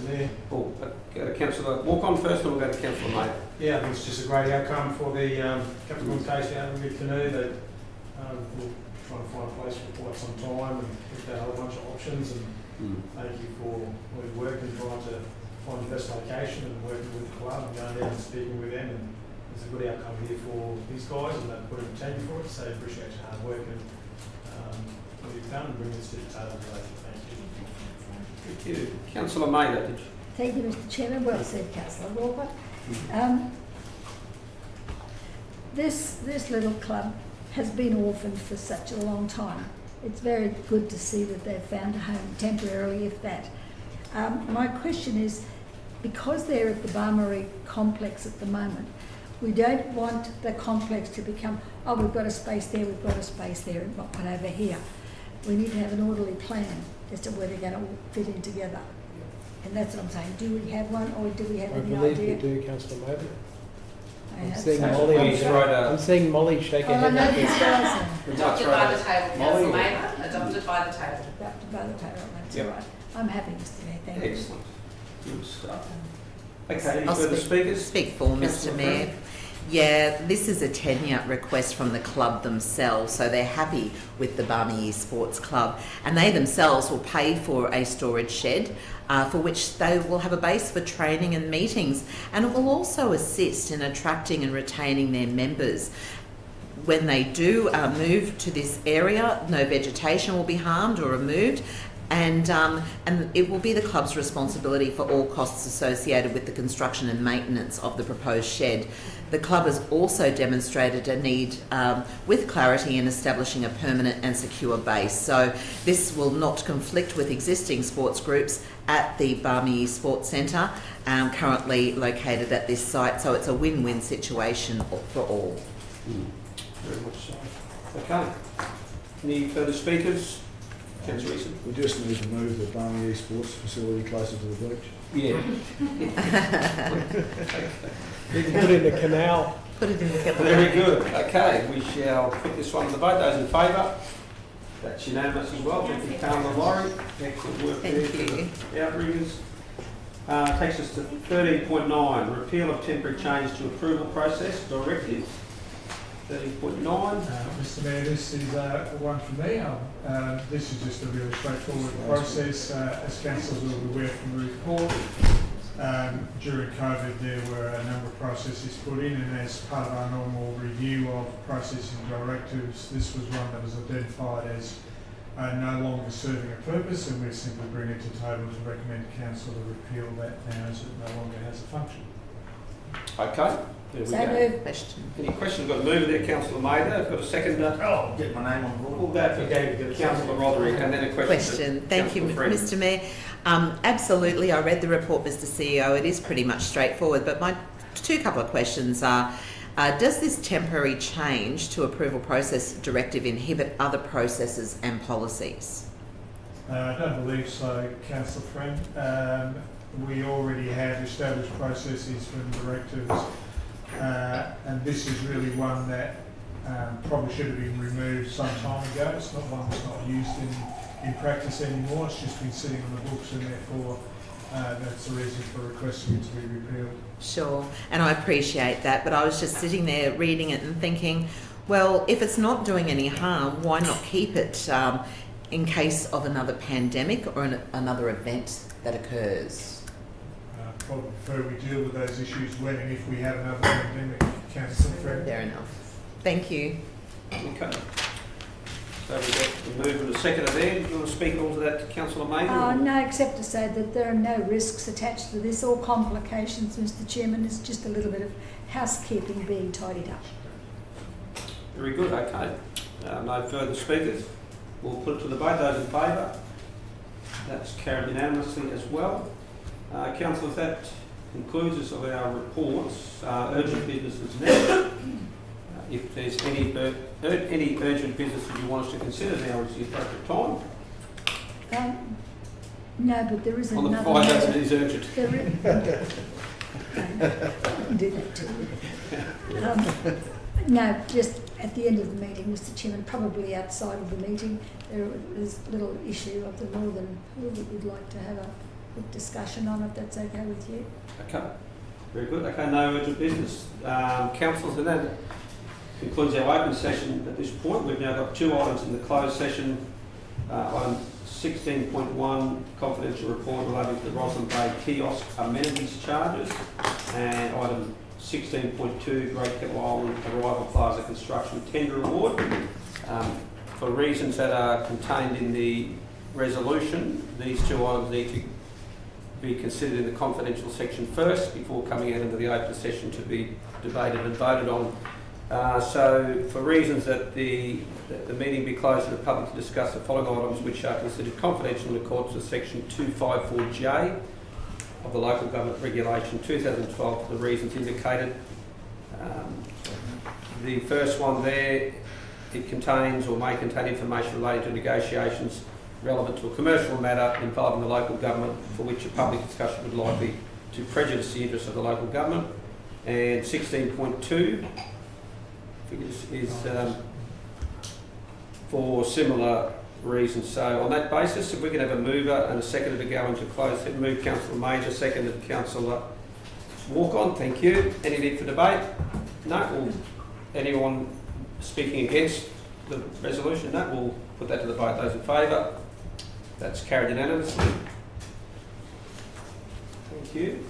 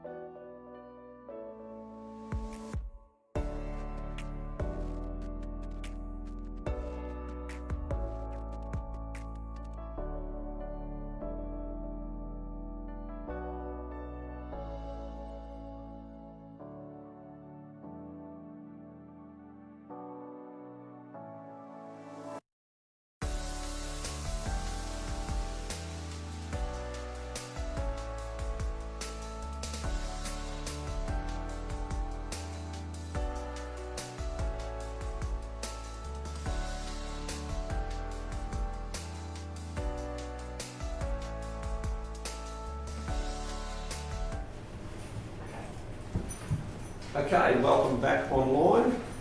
We've moved and seconded to come out of closed session. We're now back in the open session to deal with items 16.1, the Roslyn Bay kiosk, amenities charges, and 16.2, Great Cabon Arrival Plaza Construction Tender Award.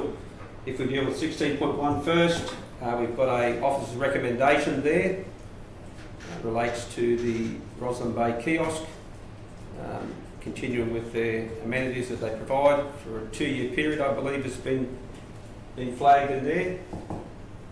So do we have a mover and a seconder for that? Mr Mayor, just before we do so, Yep. can we change a word? Two. We can Councillor consider proposes Officers two. endorse signage? Oh, right, rather than... It's the officer's recommendation, so if there's a nod from the CEO. Thank you. Okay, Fourth line, there's a word there that doesn't fit.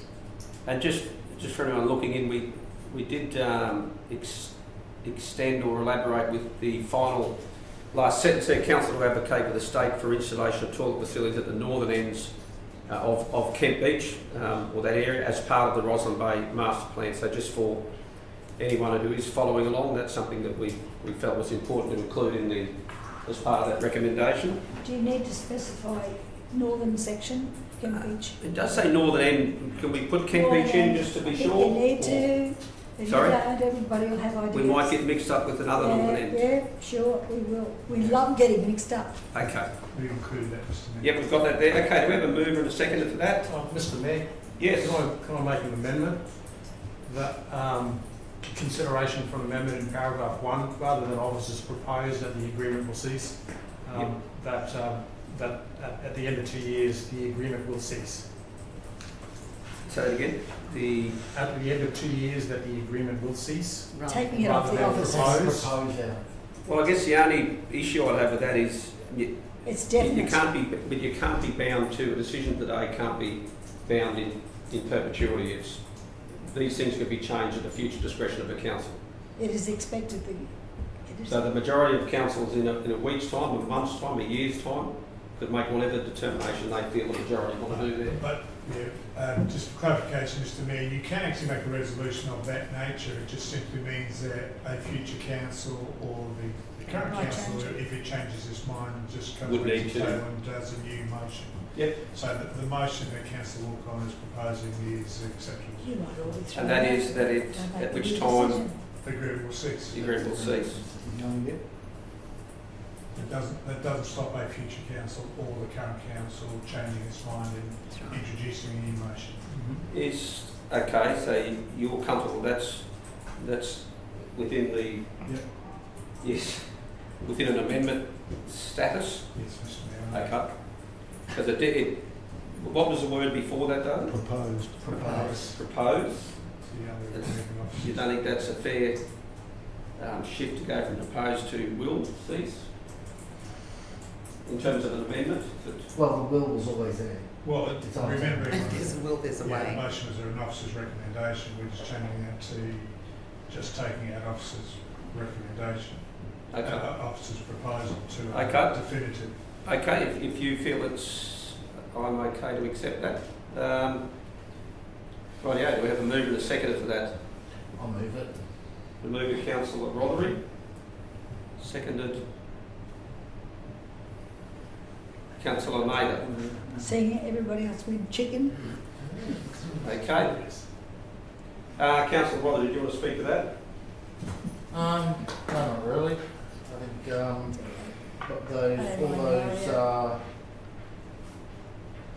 everything that's stated there is pretty much on the path we want. We want to look at the state members. We want to hopefully get our own facilities in the area, and that's our main focus. But obviously, we're allowing time for that to happen, and in that time, we've extended another 2 years.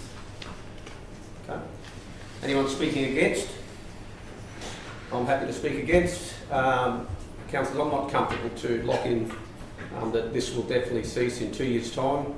I believe that this is a good arrangement between a public and private partnership that is positive at a very low cost.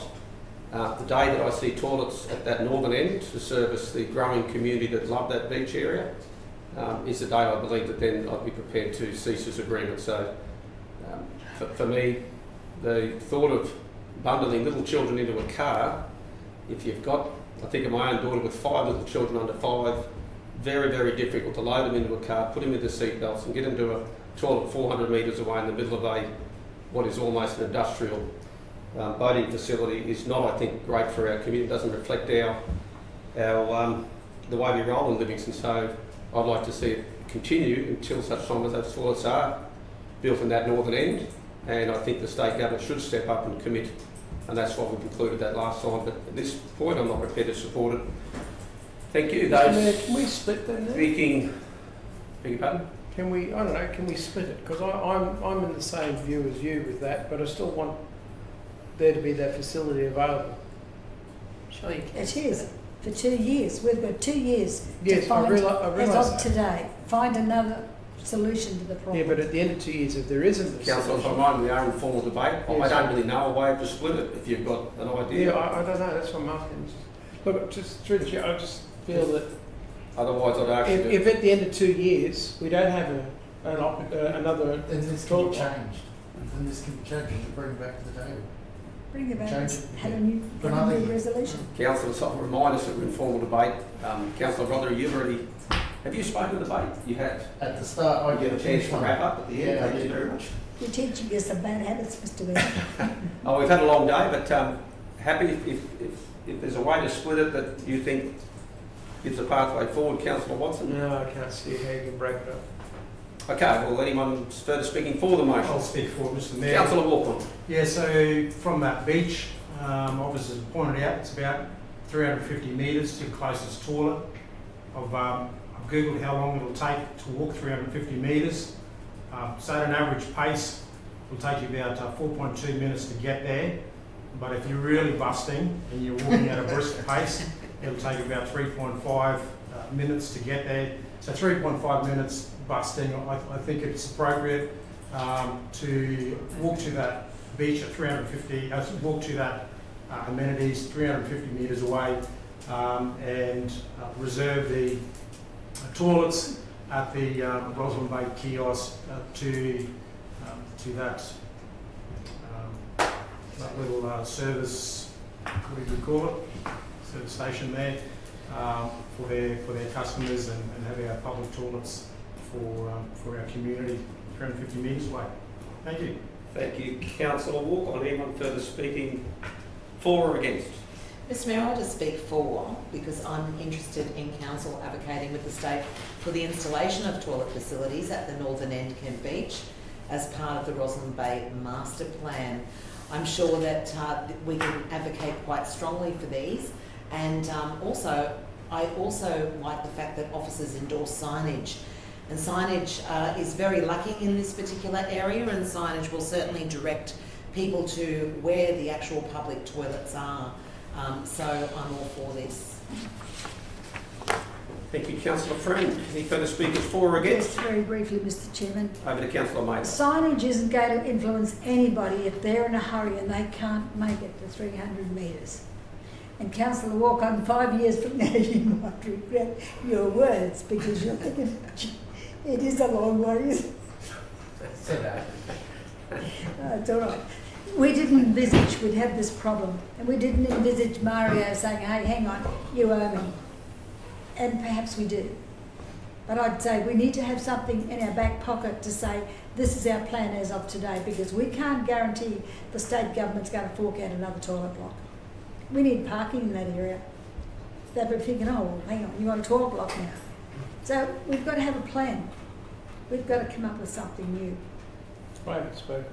Very good. That's right. I'll just wait for Councillor Maynard to conclude. But Just, any further speakers for or against? yeah, just Councillor Watson. I'm still puzzled. I look at it as it's $3,000 a year. It's $270,000 to put in a block of toilets, and it's a small price to pay for 90 years worth of toilets. You know, I don't, unless something else comes up, I actually would like to remove agreement with will cease, because then I'll vote for it, but I can't really vote against it because I do want the toilets there. Are we able to put that proposed will cease instead of will cease? So at least there's a The question only mark. thing you do is foreshadow a motion that while you're speaking for yours, foreshadow that you would Okay, be good. foreshadowing So it. can I foreshadow that we change Council, it to propose the agreement will cease?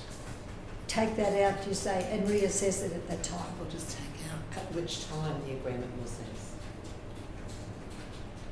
So you're foreshadowing you'd like, if this motion goes down, that you debate the merits of the 2 years period Yeah. remains, and then it's reassessed at the end of 2 years? Or... Yeah, yes, please.